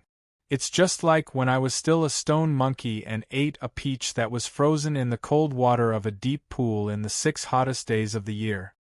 You guys have cultivated for tens of thousands of years. The profound truth of the gods, the principles of the heavenly Tao that you comprehended, the magic and magic that you learned, the majesty of ruling over all living beings in the 3 realms, the immortality, the freedom, and the noble status that is higher than the mortal. Aren't all of these useless in the face of my strike? The heavenly court is indeed rotten. I, old son, will eventually fight against the heavens and earth. From the southern heavenly gate to the 3 islands of Penglai, then from the 3 islands of Penglai to the Lingshao King Palace, I will kill all of you deities and make your blood flow like a river. I, old son, Can't even blink to fulfill the joke I told my master in the past. Until the heavens and earth change. I will kill until the heavenly court collapses and the three realms loses its light. When the Monkey King attacked, Neza still had some confidence. Although it was a bit embarrassing for him to retreat without fighting, there were dozens of deities with magic power like him here, so he wasn't afraid of the monkey. Who would have thought that those deities with magic power that was not inferior to his would be so weak? In the face of Wukong's strike, he could still retreat unscathed and watch quietly from the side.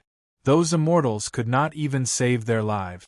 In Neza's eyes, they were all flustered and looked mediocre. After listening to Wukong's words, he actually agreed with him from the bottom of his heart. The immortals and gods of the heavenly court were really a disgrace to the immortals. Not to mention a natural god of war like Wukong, even if they were to face some powerful demons, they would probably be defeated.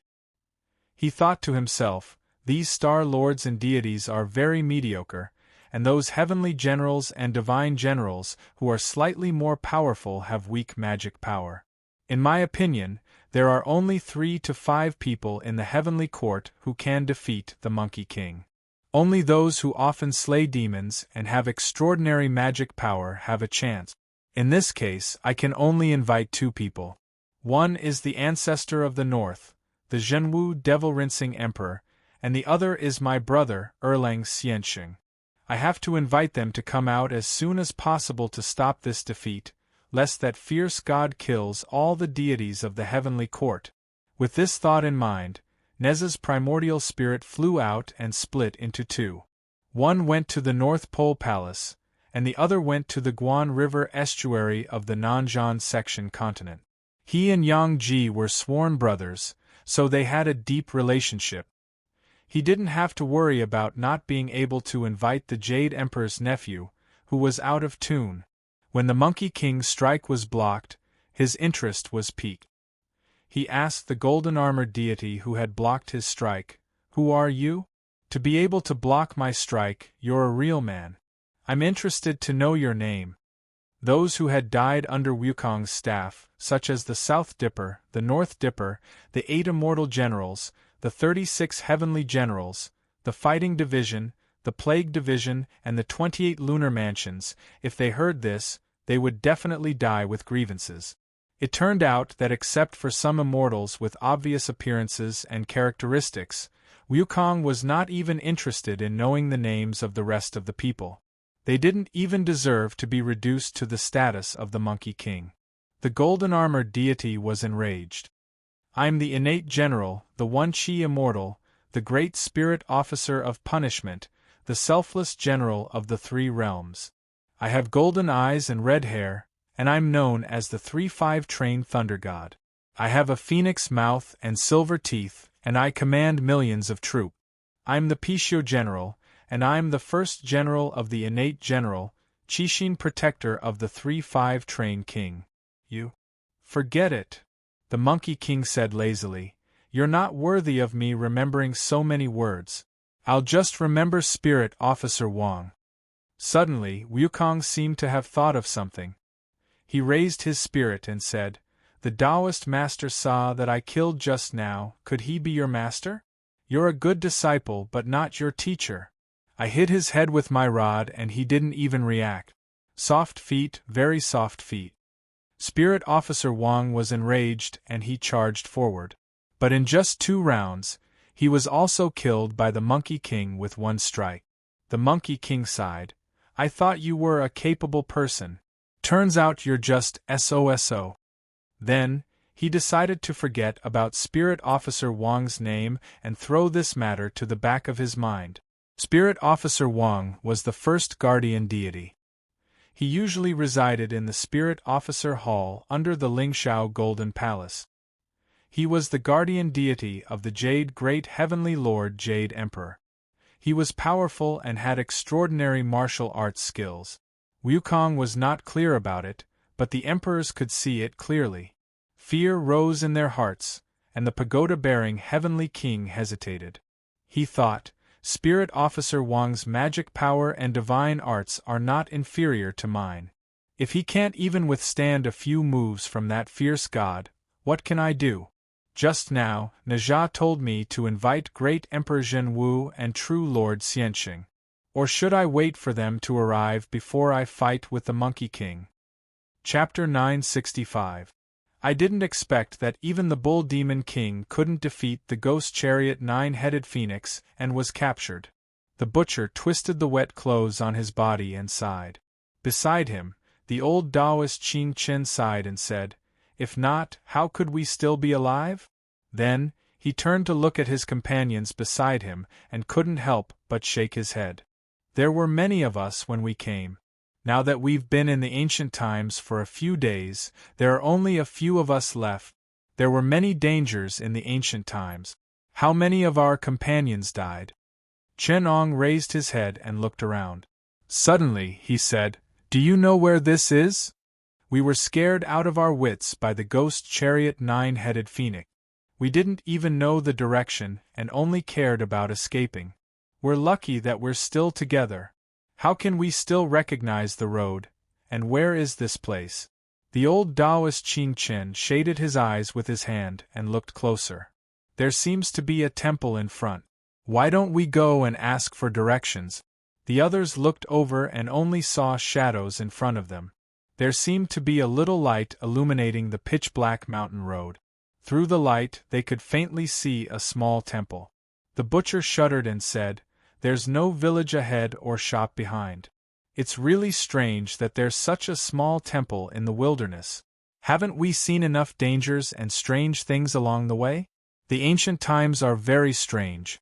According to your speculations, now that the netherworld is in chaos and the netherworld has collapsed, it's best to stay away from this kind of temple in the wilderness." Then, he walked in the opposite direction.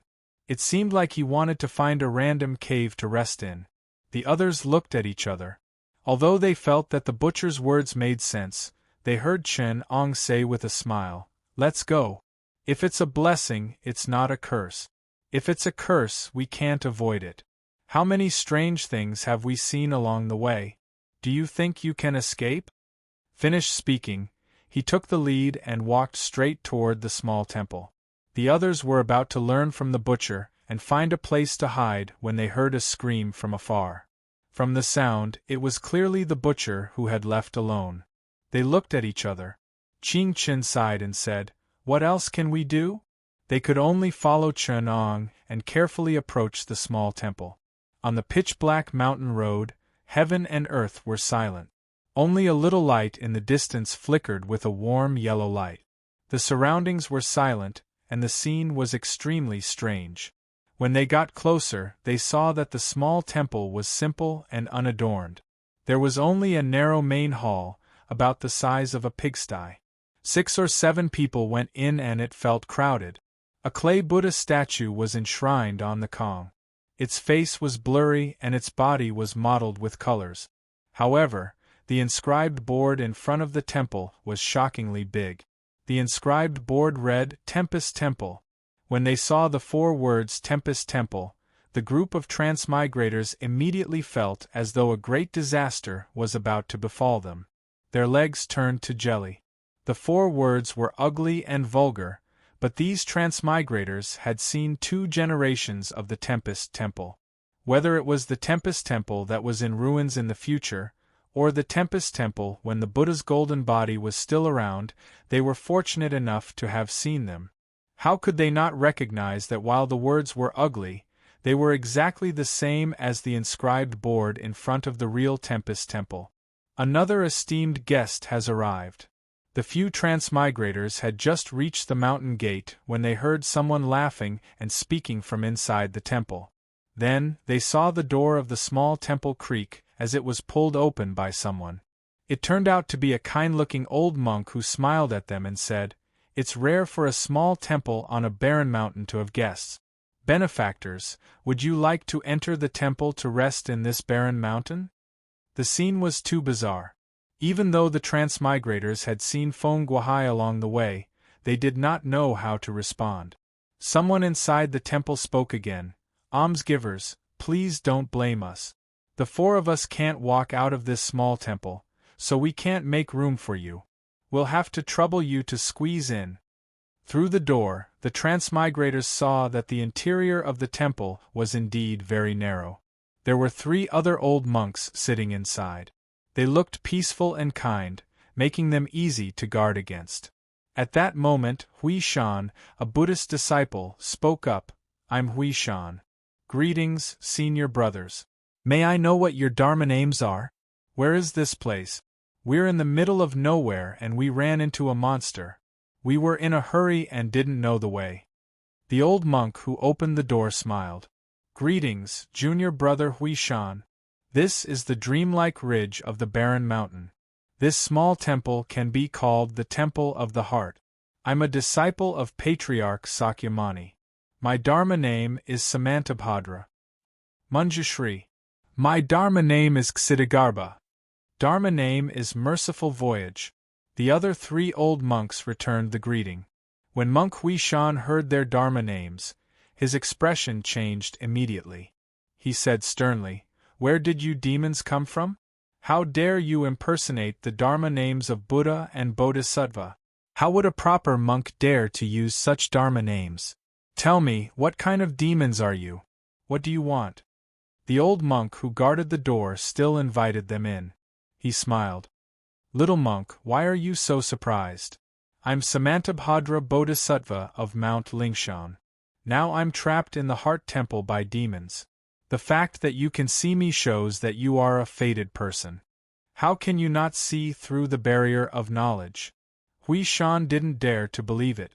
He didn't care if he scolded him sternly.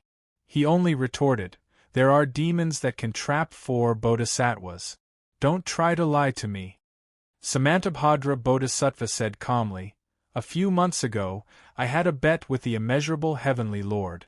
However, the immeasurable Heavenly Lord sacrificed one of his bodies and turned into a demon.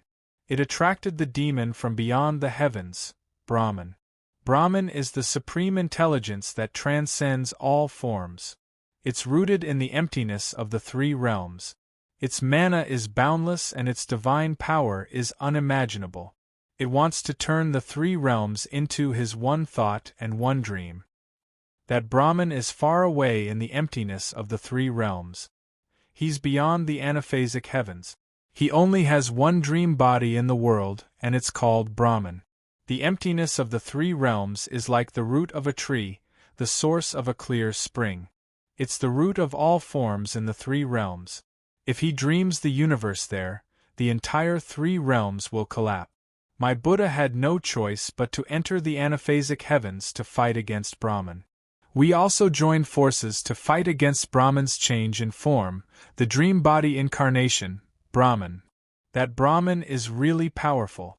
Using the connection between my Buddha and the world, he forcefully tainted my Buddha's golden body, turning it into a corpse and gaining sentience.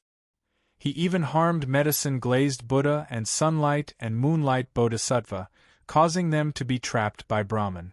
After that, we schemed with great heavenly venerable Jade Emperor and asked Heaven equal Demon Emperor to get rid of that demon corpse.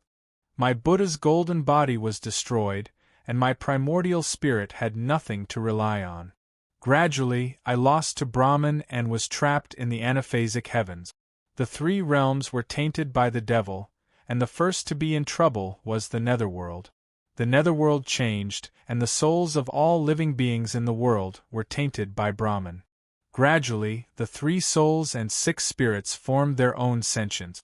Or rather, the souls of all living beings in the 3 realms, because of the change in the netherworld, the 3 realms were merging. Whether they were alive or dead, they were all turning into ghosts. The 2 souls of heaven and earth were outside, and there were all sorts of changes. They turned into malicious ghosts, and the 7 spirits were restless within. They were tainted by the devil, and the consciousness of all living beings became the consciousness in Brahman's one dream. Only the life soul still carried the original self. But it is also in danger. The 3 realms are in such a dangerous situation. Only by finding that bit of support between Buddha and the world, which is the reincarnated spirit child, can we receive Buddha's primordial spirit and save the 3 realms. Old monk Si Heng said from the side, "We fought with Brahman, and he trapped us here. This is a world created by Brahman, the Brahman demon dream. That is why it is called the Great Barren Mountain Dreamlike Ridge. Buddha's primordial spirit is in the Brahman demon dream, forming this heart temple to protect us from being tainted by Brahman. But our incarnations in the three realms have become living beings in the Brahman demon dream, and our true bodies are trapped here. That is why we want to invite Thor and the others to return to the three realms to find the youth with the swastika symbol on his back. That is our Buddha's reincarnated spirit child. Bring him to see great heavenly venerable Jade Emperor. He has a way to let Buddha return and fight against Brahman." After old monk Si Heng said this, he plucked out an eye from his right palm and placed it on Hui Shan's palm. It turned into a streak of golden light and entered Hui Shan's hand. He instructed, "We will enter meditation here, and we will receive enlightenment from Buddha. The way to fight against Brahman and save the three realms is in your hand. Bring it to great heavenly venerable Jade Emperor. You must not fall into the hands of the demons." When Hui Shan heard this, he didn't know if it was true or not. Just when he was at a loss, Samantabhadra's expression suddenly changed, and he said to him, "Brahman has already dreamt of all of you, we can't stay here any longer, leave quickly." After saying this, he revealed his golden body, and the simple temple also turned into a majestic pure land. It was the Great Thunderclap Temple. Chapter 966. After those travelers left, the small temple regained its tranquility and loneliness. The old monk who was transformed from Samantabhadra Bodhisattva was silent for a long time. He put his palms together and sat facing the clay Buddha. The whole temple was as quiet as the dead. Suddenly, Samantabhadra Bodhisattva said, "Senior brother Guanyin, why did you call yourself Tsihong when we announced our names?" Dawa Si Heng smiled and said, "Because I'm just Dawa Si Heng, not Guanyin Bodhisattva." Dawa Si Heng? Samantabhadra Bodhisattva's face turned cold and he sighed. "So it's the incarnation of the demon lord in his dream. But I wonder where my senior brother Guanyin has gone? How did the demon lord enter this small temple?" Si Heng smiled and said, "After all, her mana is one level higher than all of you. That day, I did not make her stay. There are thousands of incarnations of Guanyin, but the one that I have incarnated is only 1 or 2 out of 10. Therefore, I am Dawa Si Heng, not Guanyin Bodhisattva. Very soon, I will be Samantabhadra Bodhisattva, Manjushri Bodhisattva, Ksitagarbha Bodhisattva. However, it will be difficult to replace Guanyin Bodhisattva. Guanyin is the one with the most profound cultivation among us. It's understandable that you couldn't stop her that day. We Bodhisattvas have Dharmakaya, Sambhogakaya, and incarnations. With a single thought, we can purify the Dharmakaya Buddha. With a single thought, we can achieve perfection of the Sambhogakaya Buddha. With a single thought, we can achieve billions of incarnations. Now, the Brahma Lord was dreaming of himself. His billions of incarnations had all entered the Brahma Lord's dream. Now, only a Dharma body of one thought was guarding this temple in his heart, and a Sambhogakaya body was bitterly resisting the Devil Master's invasion. Senior brother Guanyin's cultivation is the most profound. He has billions of incarnations that are like Buddha. That's why he was able to protect so many incarnations under the devilish influence. Her incarnations of Taoist Si Heng, Fish Basket Guanyin, 1,000 Hands and 1,000 Eyes Bodhisattva, 4 Arms Guanyin, 21 Taras, and Avalokitesvara have all been tainted by the Devil Lord. However, the great compassionate and pessimistic Bodhisattva and the 30 incarnations of Guanyin have not been tainted by the Devil Lord. Therefore, this Taoist Si Heng cannot be called Guanyin. Samantabhadra then sighed, "So the one who has been trapped in the small temple with us is you, Taoist Si Heng. This is the heart temple formed by the Buddha's will. It's a pure land for us in the midst of Devil Lord Fan Meng's devilishness. May I ask, Devil Lord, is this really a manifestation of the Buddha? Or is it the incarnation of the Buddha that the Devil Lord dreamed of? It's not that he doesn't have me, it's not that I have nothing to take. Therefore, why don't we look at it from a Taoist perspective? Heaven and earth are born together with me, and all living things are one with me. Taoist Ci Heng did not answer directly, but said with a smile, "It's all because of fate. It's just the rise and fall of fate." Samantabhadra Bodhisattva sighed and stopped asking. Manjushri Bodhisattva, who was at the side, did not play along with them, but went straight to the point. So when Gautama Buddha entered the Sanskrit dream, there was also karmic transformation. Grandmaster Sakyamuni's mana was much stronger than ours, but even Gautama Buddha's Sambhogakaya was also formed by karmic transformation.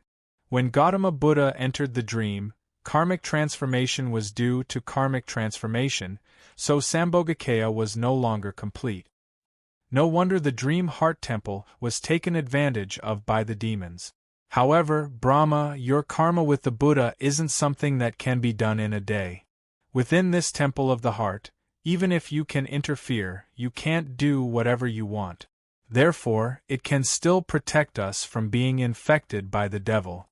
Ksitigarbha Bodhisattva sighed and said, Buddha's Sambhogakaya is no longer complete. We don't have much time left. We don't have much time left for the three realms either. Samantabhadra Bodhisattva sighed and said, If that's the case, I'm afraid that the great matter of saving the three realms, and even the whereabouts of the reincarnated spirit child, will no longer be a secret to the demon lord. I hope that senior brother Guan Yin can be one step earlier outside the dream. Ksitigarbha Bodhisattva sighed and said, Guan Yin, is there anything urgent for you to see me?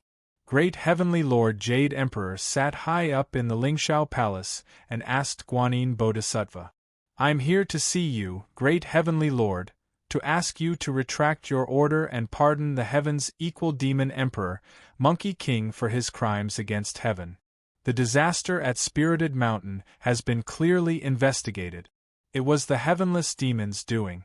The strange sign a few days ago has also been made clear. It was the immeasurable Heavenly Lord who framed his disciple. The Monkey King is innocent. Please forgive him for his crimes, Your Majesty, Guan Yin Bodhisattva said. That monkey is rebellious. He killed a few of my generals. His arrogance is unpardonable. He has evil intentions. Why do you say that? The Jade Emperor frowned. Great Heavenly Lord, the Monkey King still has a use for it. That day on Spirited Mountain, the ancient Dipankara Buddha passed away. Before he died, he left 17 relics to Sun Wukong, which were formed by 17 karmic ties. The heavenless demon head was the evil karma of the ancient Buddha because of the division of reincarnation. Evil karma begets evil karma. If you want to destroy the heavenless demon head, you have to solve the anger of the ancient Dipankara Buddha when the reincarnation was divided into 6 realms. Only by gathering all 17 karmic relics can you destroy the heavenless demon who is the 18th relic. Only by destroying the heavenless demon can you use the 18 relics to awaken the golden body of the Gautama Buddha and have something to rely on in the 3 realms. Only then can you resist the Brahma demon's dream of the 3 realms and restore it to normal. Don't lie to me, Great Heavenly Lord. The Jade Emperor shook his head and said, In the past, the Brahma demon came to the world and dreamt the 3 realms, causing all living beings and gods to return to nothingness. The Gautama Buddha abandoned his body and used his primordial spirit to escape into the emptiness of the 3 realms to stop the Brahma demon's dream. Instead, his golden body was contaminated. Now, even if the Gautama Buddha's golden body returns to the 3 realms, it will only return to the beginning. How can you talk about the peace of the 3 realms? Guan Yin frowned and said after a long time, Since Great Heavenly Lord asked, I can only tell you all the secrets, Master. The Monkey King's hair incarnation finally found one of Chen Eng's thoughts in the ultimate. It asked with a sad face, Since Master is willing to come out to see me, you must be willing to make things clear? I have searched the entire 3 realms just to ask Master one thing. As long as Master has an order, how can I dare to disobey? Why are you forcing me? Monkey King, the 3 realms are like the waves of the Milky Way. From the time when the world was created, it flowed to the end of the world. 1 yuan, 1 life, 1 death. It is just a wave on this Milky Way. All living beings are in the river. There are only a few people standing on the riverbank like me. After all, you are still in the river. Even though you have learned to swim and I taught you how to go ashore, you have never come ashore to see it with your own eyes. If you have seen it with your own eyes, you will see that there is a reef in front of the Milky Way that divides the river into 2. One of the directions has fallen into a bottomless abyss. Even I can't see it. That reef is the Brahma demon's dream. It can also be called the Apocalypse illusory world. Chen Ong pointed at the ultimate. From then on, the 3 realms became a dream of his thoughts. Even I can no longer see the destination of the river, because at that time, all living beings in the 3 realms are just an illusion in his dream. I want you to climb ashore before the river falls into the abyss. Monkey King, the easiest thing in the world is to make a choice. The hardest thing is to make the right choice, because most of the time there is no right choice. Even if you can see the trajectory of the 3 realms Milky Way from the shore, it will be difficult to find the right choice. I once told you that Brahma is a manifestation of the will of my other self. With a single thought, he can see the past and the future, including all variables. If he is allowed to calculate the 3 realms, then this universe will only be an illusion in his dream. The so-called illusion is nothing more than that. Only 2 or 3 people can save the 3 realms, but due to various reasons they cannot act. Although Buddha Tathagata is powerful, he is not Sakya. Mani's true will is only an illusion he left in the 3 realms. Sakya and Mani's karmic fate converged to become Tathagata. Tathagata used his own primordial spirit as a variable to tangle with Brahma, but he can't cause much trouble for Brahma. It won't be long before this variable is under Brahma's control. When that happens, the 3 realms will become an illusion. All living beings will perish. Unless there is a variable on the same level as Tathagata who is also willing to sacrifice himself. That way, multiplying the 2 variables will increase the difficulty of the calculation. It's just like how a linear equation with 1 variable becomes a quadratic equation with 2 variables, Wukong replied. In the 3 realms, there are people whose primordial spirits contain infinite possibilities that even Brahma can't calculate. Tathagata is Sakya's shadow, so he is 1. I am 1. Taoist Tai Ching is also 1.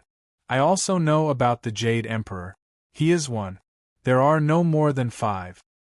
I cultivate the quantum divine light indefinite 2 realms probability cloud. Of course I am 1, Monkey King said. Yes, and more suitable than the Jade Emperor. If the Jade Emperor is sacrificed, it will take about 6,000 tribulations for Brahma to calculate his and Tathagata's variables. If it's you, Monkey King, you will definitely be able to delay it until 10,000 tribulations. That's why we saw the reef that divided the heavenly river into 2. That reef is your choice. In the small temple of the great Thunderclap Monastery, Samantabhadra sighed, fate is nameless. Brahma can control the birth and death of fate, the rise and fall of fate, the gathering and dispersing of fate. Therefore, he can control the birth and death of all living beings, the beginning and end of the universe, the living beings of the 3 realms, and the thoughts and consciousness of the deities and Buddhas. Only by reaching the nameless place and transcending fate can the 3 realms be saved from the hands of Brahma. But even Sakya and Muni Buddha are only fused by fate. In this world, only when the Monkey King and Buddha become 1 can the 3 realms be saved. In the cloudy palace of the Golden Arches, Guanyin said to the Jade Emperor, only when the primordial spirit of a great medium merges with the Buddha and becomes unimaginable, beyond the control of Brahma, can the 3 realms be saved. And the only person who can save the three realms is the heaven-equaling demon emperor Monkey King. The Monkey King closed his eyes and sighed. That's why Master saw the trajectory of the heavenly river. From the beginning to the end, he knew what I would choose. I only lost one piece, causing me to fall out with the heavenly court and spirited mountain. I have no more worries in this world. Of course, I hope that you can break through the void and escape the three realms to a wider world. Chen-ong smiled. Chapter 967. Can you take it? Great Heavenly Lord Jade Emperor asked softly. Guanyin Bodhisattva remained silent, using her actions to show her attitude. Great Heavenly Lord Jade Emperor sighed, lightly tapping the table in front of him. After thinking for a long time, he said, "Now I understand why the immeasurable Heavenly Lord did it despite knowing that the Monkey King would not be able to do anything to me. He saw things further than I did." Great Heavenly Lord Jade Emperor stood up from his throne and said angrily, "He is forcing me to my death. I am the Emperor of Heaven, a powerful person, but I also bear the responsibility of the three realms. If the three realms really turn upside down and the Sanskrit demons destroy the world, I can only stand up. I have to stand up, because I am the Emperor of Heaven, the three realms are my subject." The immeasurable Heavenly Lord forced Buddha Tathagata to his death, and now he wants to force me to my death. What is he trying to do? Is he trying to rebel? Is the Elder Lord just going to watch? Could it be that Lao Jun is tired of being a carefree and noble celestial lord and wants to sit in my position? Guanyin Bodhisattva quickly advised, "Great Heavenly Lord, please calm down. The Elder Lord is a person of virtue and prestige. How can you talk about coveting the throne of the Emperor of Heaven? Do you think I care about the position of the Great Heavenly Lord? In the past, when he explained the Great Tao, I was influenced by it and became the primordial beginning, one of the three pure ones.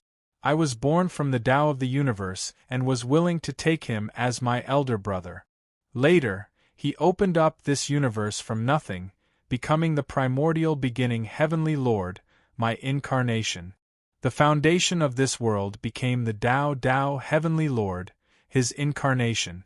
The universe went from being to nothing, heaven and earth returned to nothingness, becoming the numinous treasure Heavenly Lord, the three pure ones. Heaven and earth were settled, and I did not want to fight with him for the rightful position of this world, so I left, leaving behind the primordial beginning Heavenly Lord, giving him the position of the three pure ones. Unexpectedly, he forced me to stay and asked me to be a venerable sovereign of this world. Therefore, when I was born in Miol country, he personally came to welcome me and made me one of the venerable emperors of this world. After experiencing thousands of tribulations, I cultivated painstakingly. It was only when the previous Emperor of Heaven, Tai, fell from his throne that I was bestowed with the title of Great Heavenly Lord Jade Emperor. He has ruled the three realms for thousands of tribulations. You are in a position to govern. As long as I am still the Emperor of Heaven, I will do what I have to do. If there comes a day when I am no longer the Emperor of Heaven, I will just abdicate. But that immeasurable Heavenly Lord wants to use this Emperor to fill a hole. Just like the Tathagata fruit throne left behind by Sakyamuni, he has his eyes on this incarnation of mine. He wants to force me to fill the three realms and the universe, forcing me to become Taoist. You think I don't know his background? As a mortal, it is really not easy to enter this realm. My original body, Heavenly Lord Yuanshi, created the universe from nothing, the origin of all space-time matter. It was because of another great wisdom in the mortal world, Laozi, who cultivated and expounded on the great Tao and was born from Taoism. Therefore, Laozi is Daozu, the origin of all Taoism. Heavenly Lord Lingbao and I were born from Taoism. Although I was born as a Heavenly Lord because of my noble birth, I am still lower than Daozu. The wisdom of those post-celestial beings is really terrifying. That immeasurable Heavenly Lord, like Laozi, was born as a post-celestial intelligent being. His name is Chen. I don't know his origin, but when I was the Heavenly Lord Yuanshi, another person who expounded on the great Tao, Oye, once reformed the foundation of the universe, Tao de Tianzuan, into 5 godly lords. Although Oye didn't perfect his great Tao to perfection like Daozu and Gautama Buddha, it is still pleasing to the eye. In that universe, my Heavenly Lord Yuanshi's existence and Tao de Tianzuan's part were mixed, forming 2 godly lords, infinity and eternity. That universe is where Buddhist Devil's original body is now. Although post-celestial beings can incarnate into billions of people and spread across the boundless universe, they are still not as good as innate gods like us. As long as there is a universe, there will be the existence of our concept. Wherever our concept exists, it will be our incarnation. Although there are many differences in Taoism, the origin is the same. That immeasurable Heavenly Lord is also the same as Buddhist Devil's original body. However, immeasurable Heavenly Lord was formed by Chen Ang's Taoism, so he has to address Laozi as Daozu. As for Buddhist Devil's original body, he intends to include the Great Tao and is the same as the Great Tao. He is not on the same path as my preaching. Gautama Buddha and Daozu are preachers of Taoism, strong in the word Tao. As for Buddhist Devil's original body, he is close to the Great Tao and is the same as the Great Tao. We innate gods are Taoists. We are the living beings who expound on the Great Tao and are the same as the Great Tao. Speaking of which, I, Yuanshi, and Chen Ong are also acquaintances. Let's not talk about the immeasurable Heavenly Lord. In the 3 realms, I met his 2 incarnations. On Cybertron, one of my Tao incarnations also met him. Also, when I was working under AO and in the Outer God universe, I saw him everywhere.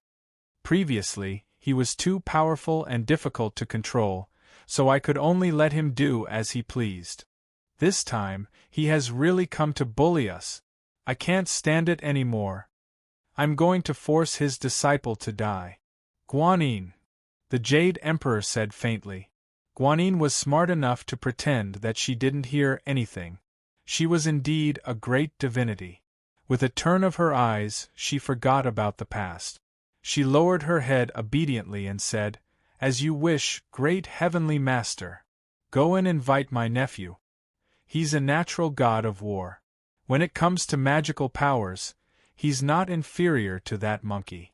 Although Neza has already invited him, you still need to persuade him not to act recklessly and fight head-on. I don't need to subdue that demon monkey. I want to use it to fill the hole. It's better to use wits." Beside the ultimate, Monkey King looked up at Chen Ong and said in a low voice, "Master, I'm going." Chen Ong sighed and said, "This is the last time we will part. Whether you, Monkey King, give up your life for the 3 realms or choose freedom, it will be difficult for us to meet again. The world is so big, how can it not contain a monkey?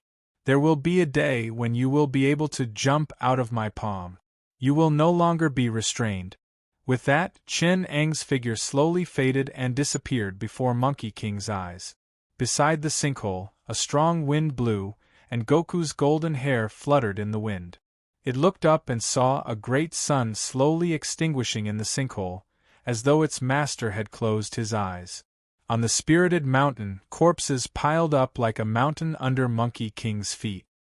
He looked around, but all he could see was a vast mountain range filled with blood and killing intent.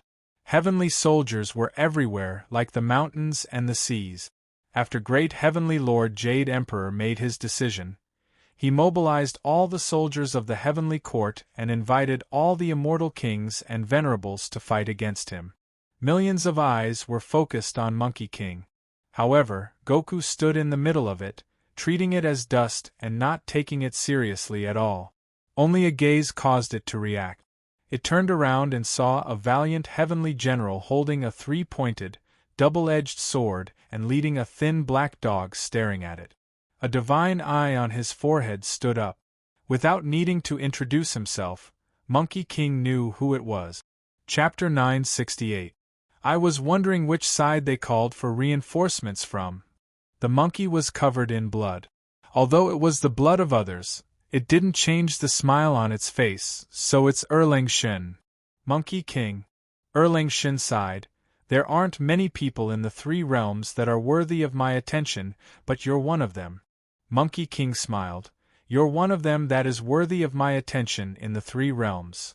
Suddenly, Erlang Shen saw Guanyin Bodhisattva activating the formation and could only shake his head. But since we've met, there's no point in saying all this. I'm the demon-subduing general of the celestial heavens, while you're the demon of the earth. Let's do it this way. Let's use our true skills. The monkey was about to attack, but when it heard that, it thought, Erlang Shen isn't like those good-for-nothings from before, he's a strong opponent. As the saying goes, know yourself and know your enemy, and you can fight 100 battles. Why don't I take a look at his background?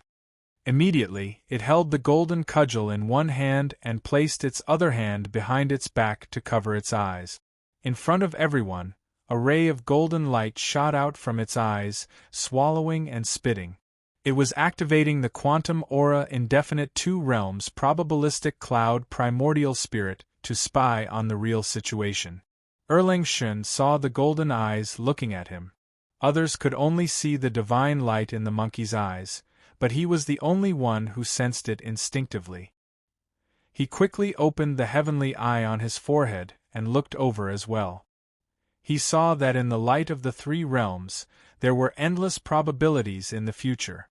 A monkey was testing himself in all sorts of ways, whether it was competing with changes, fighting with martial arts, or using exquisite magic power to compete with Monkey King's theory of shattering vacuum.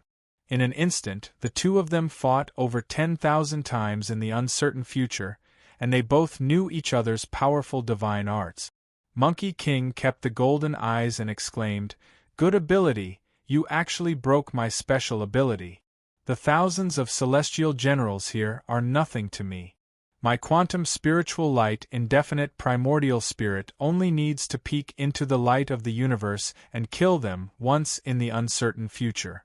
When the probability cloud collapses, I'll cast a spell to observe a specific outcome. In just one night, I'll be able to kill them all." But in the rehearsal, I saw that Erlang Shen was indeed extraordinary. The heavenly eye between his brows was actually able to pry into the future indefinite light of time. I've tested him tens of thousands of times. Although I've observed the results, I haven't gained any advantage. He's seen through me. However, he didn't know that Erlang Shen was also at a loss. This monkey is so powerful. I have fought with him several tens of thousands of times, but I have never been able to win a single time. Instead, he has defeated me several hundred times. Among them, he has the upper hand in the majority of the fight. I have only been able to win a few tens of times. No wonder you told me not to act alone. Guanyin Bodhisattva, who was at the back, secretly sighed.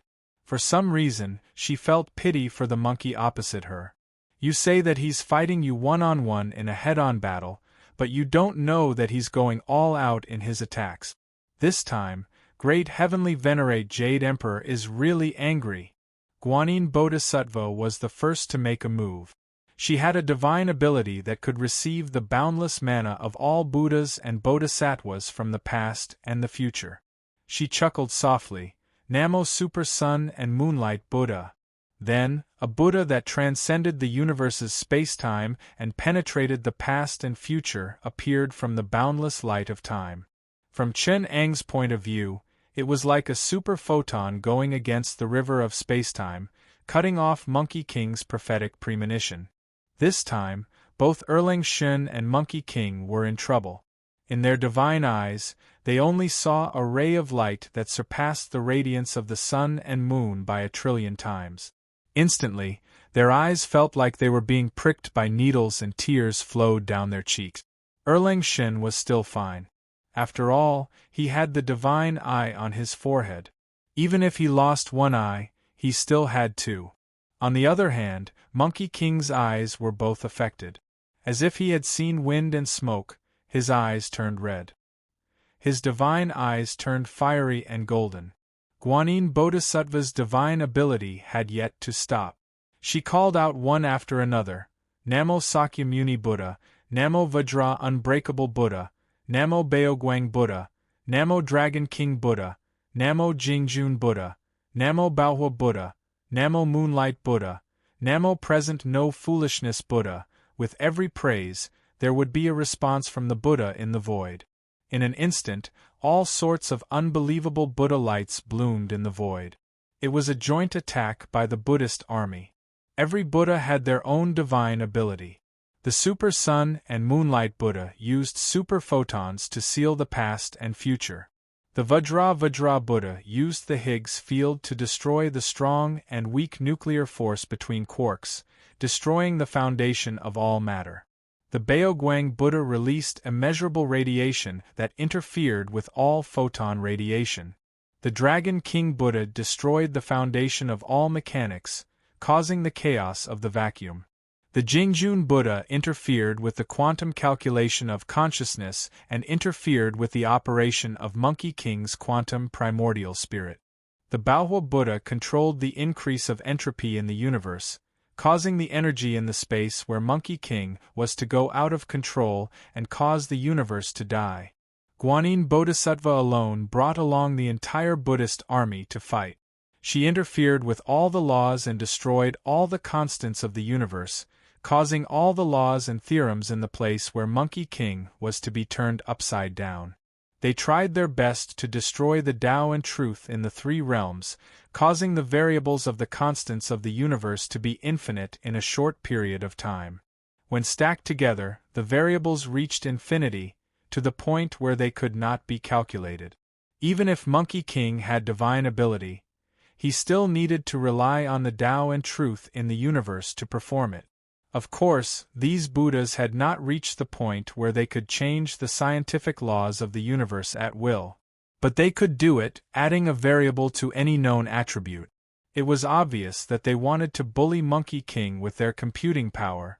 This was not Guanyin Bodhisattva fighting alone.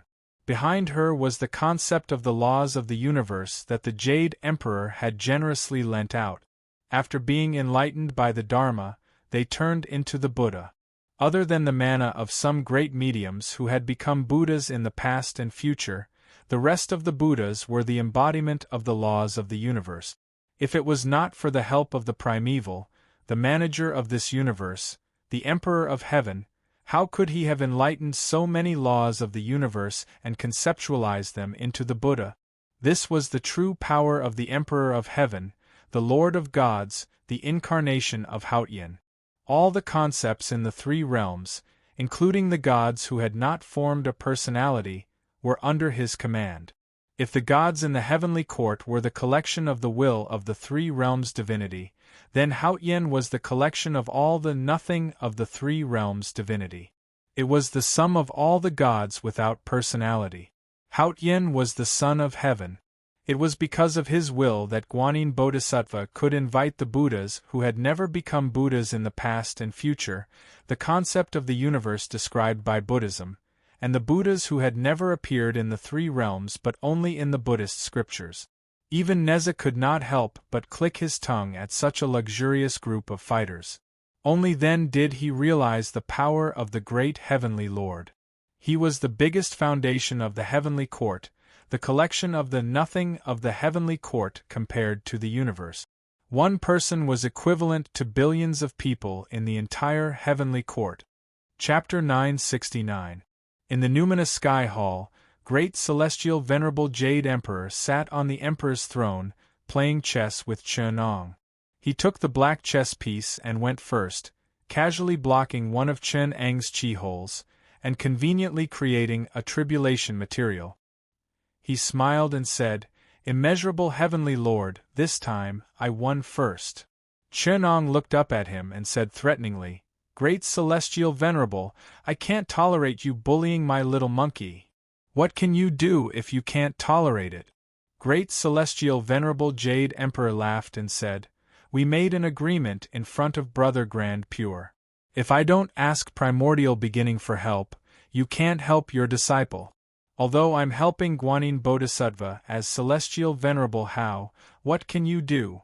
Hit me if you don't like it. If you talk like that, I'll turn hostile immediately.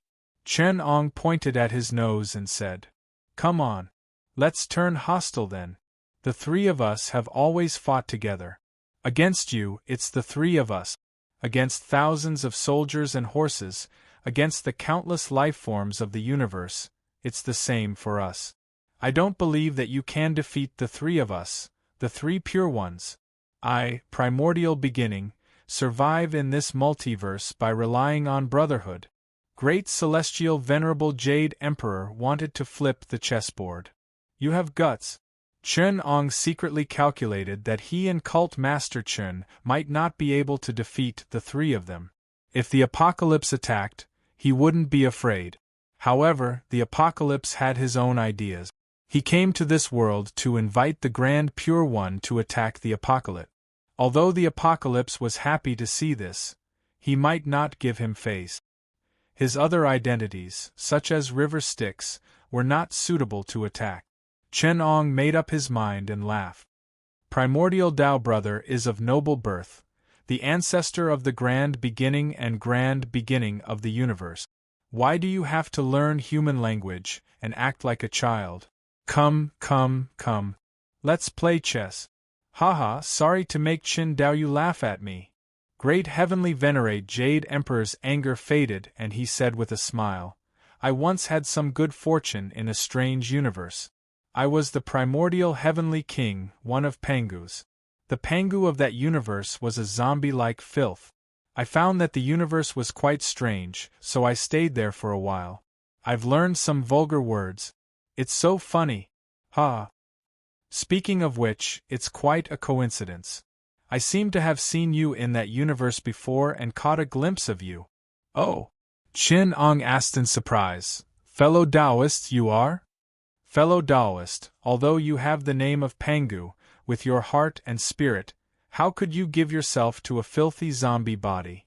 Chen Ong pondered for a moment and suddenly smiled. So it's the heavenly book. I was wondering why the three books of the universe, heaven, earth, and man seemed to be a little strange. That item of destiny had a strange origin. So it turns out that fellow Taoist is involved. As if nothing had happened, Chen Ong cupped his hands and smiled at the Jade Emperor. The Jade Emperor was about to reply when his expression suddenly changed and he shouted, Chen Daoyu is so cunning. How dare you trick me? It turned out that when Guanyin Bodhisattva invited all the Buddhas in the sky, she involuntarily chanted a Buddhist name. Namo Amitabha Buddha, Namo Amitabha Buddha. Chen Ong slapped the table and laughed. Fellow Taoist, my name is being called down below. Let me split my attention to check it out. Great Heavenly Venerate Jade Emperor wanted to stop him, but he heard Chen Ang's voice beside his ear. Great Heavenly Venerate, you must not make a move. The two of us made a promise in front of fellow Taoist Tai Ching that our real bodies would not make a move. That's because your real body is stingy. Great Heavenly Venerate, if you suffer a little, he will block the entrance to the universe of the three realms and force me to sign the agreement. But the agreement did not mention that you, Great Heavenly Venerate, could not make a move. That's why Great Heavenly Venerate cheated Guanyin Bodhisattva with his Haotian status. I didn't hold it against him. Speaking of which, my real body also has a subname called Amitabha Buddha and Amitabha Buddha. Like Great Heavenly Venerate, they are not included in the agreement.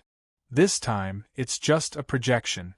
If Great Heavenly Venerate wants to make a move personally, that Amitabha Buddha will have to make a move personally to kill Great Heavenly Venerate's rash actions.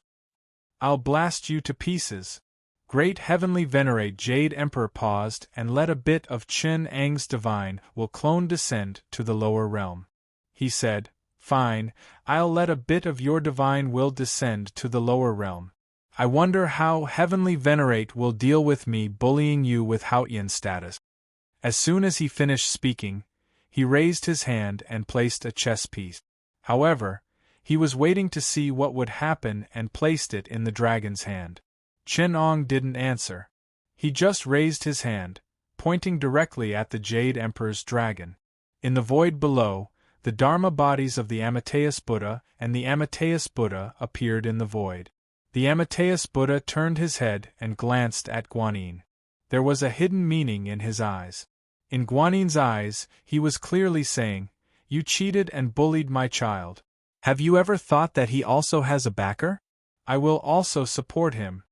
Amitabha Buddha also said with a look in his eyes, "You dare to really hit a monster with a backer. And you even cheated. Are you bullying him because he doesn't have an adult?" As soon as the two Buddhas' true bodies came out, they began to chant mantras in a frenzy. Namo Amitabha Buddha, Namo Amitabha Buddha, Namo Amitabha Buddha, Namo Amitabha Buddha, Namo Hot Death Buddha, Great Bodhisattva, Namo Nuclear Lord Buddha, Namo Strong Nuclear Force Buddha, Namo Unified Field Buddha, Namo Light, Namo Heat, Namo Radiation Nuclear Lord Buddha, Namo Future Demon Lord Buddha, Namo Styx River Blood Sea Buddha. Every time he chanted the name of Buddha, a Buddha would appear out of thin air. Great Bodhisattva Gatling of Nanwu. With a declaration, the void echoed. Immediately, a Bodhisattva's Dharmakaya emerged from the void. He was wearing a Vairocana hat, a necklace, bracelets, a shawl, a scarf, a heavenly robe, and mani beads. There was a light wheel spinning behind his head. He had 9 heads and 6 arms. The few heads were the size of mani beads. They gathered on top of his head like a crown. Each of his 6 arms held a Dharma artifact.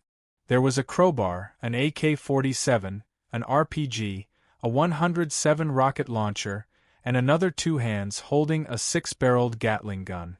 There were defensive and offensive grenades wrapped around his shoulders and waist, and a tactical dagger at his waist.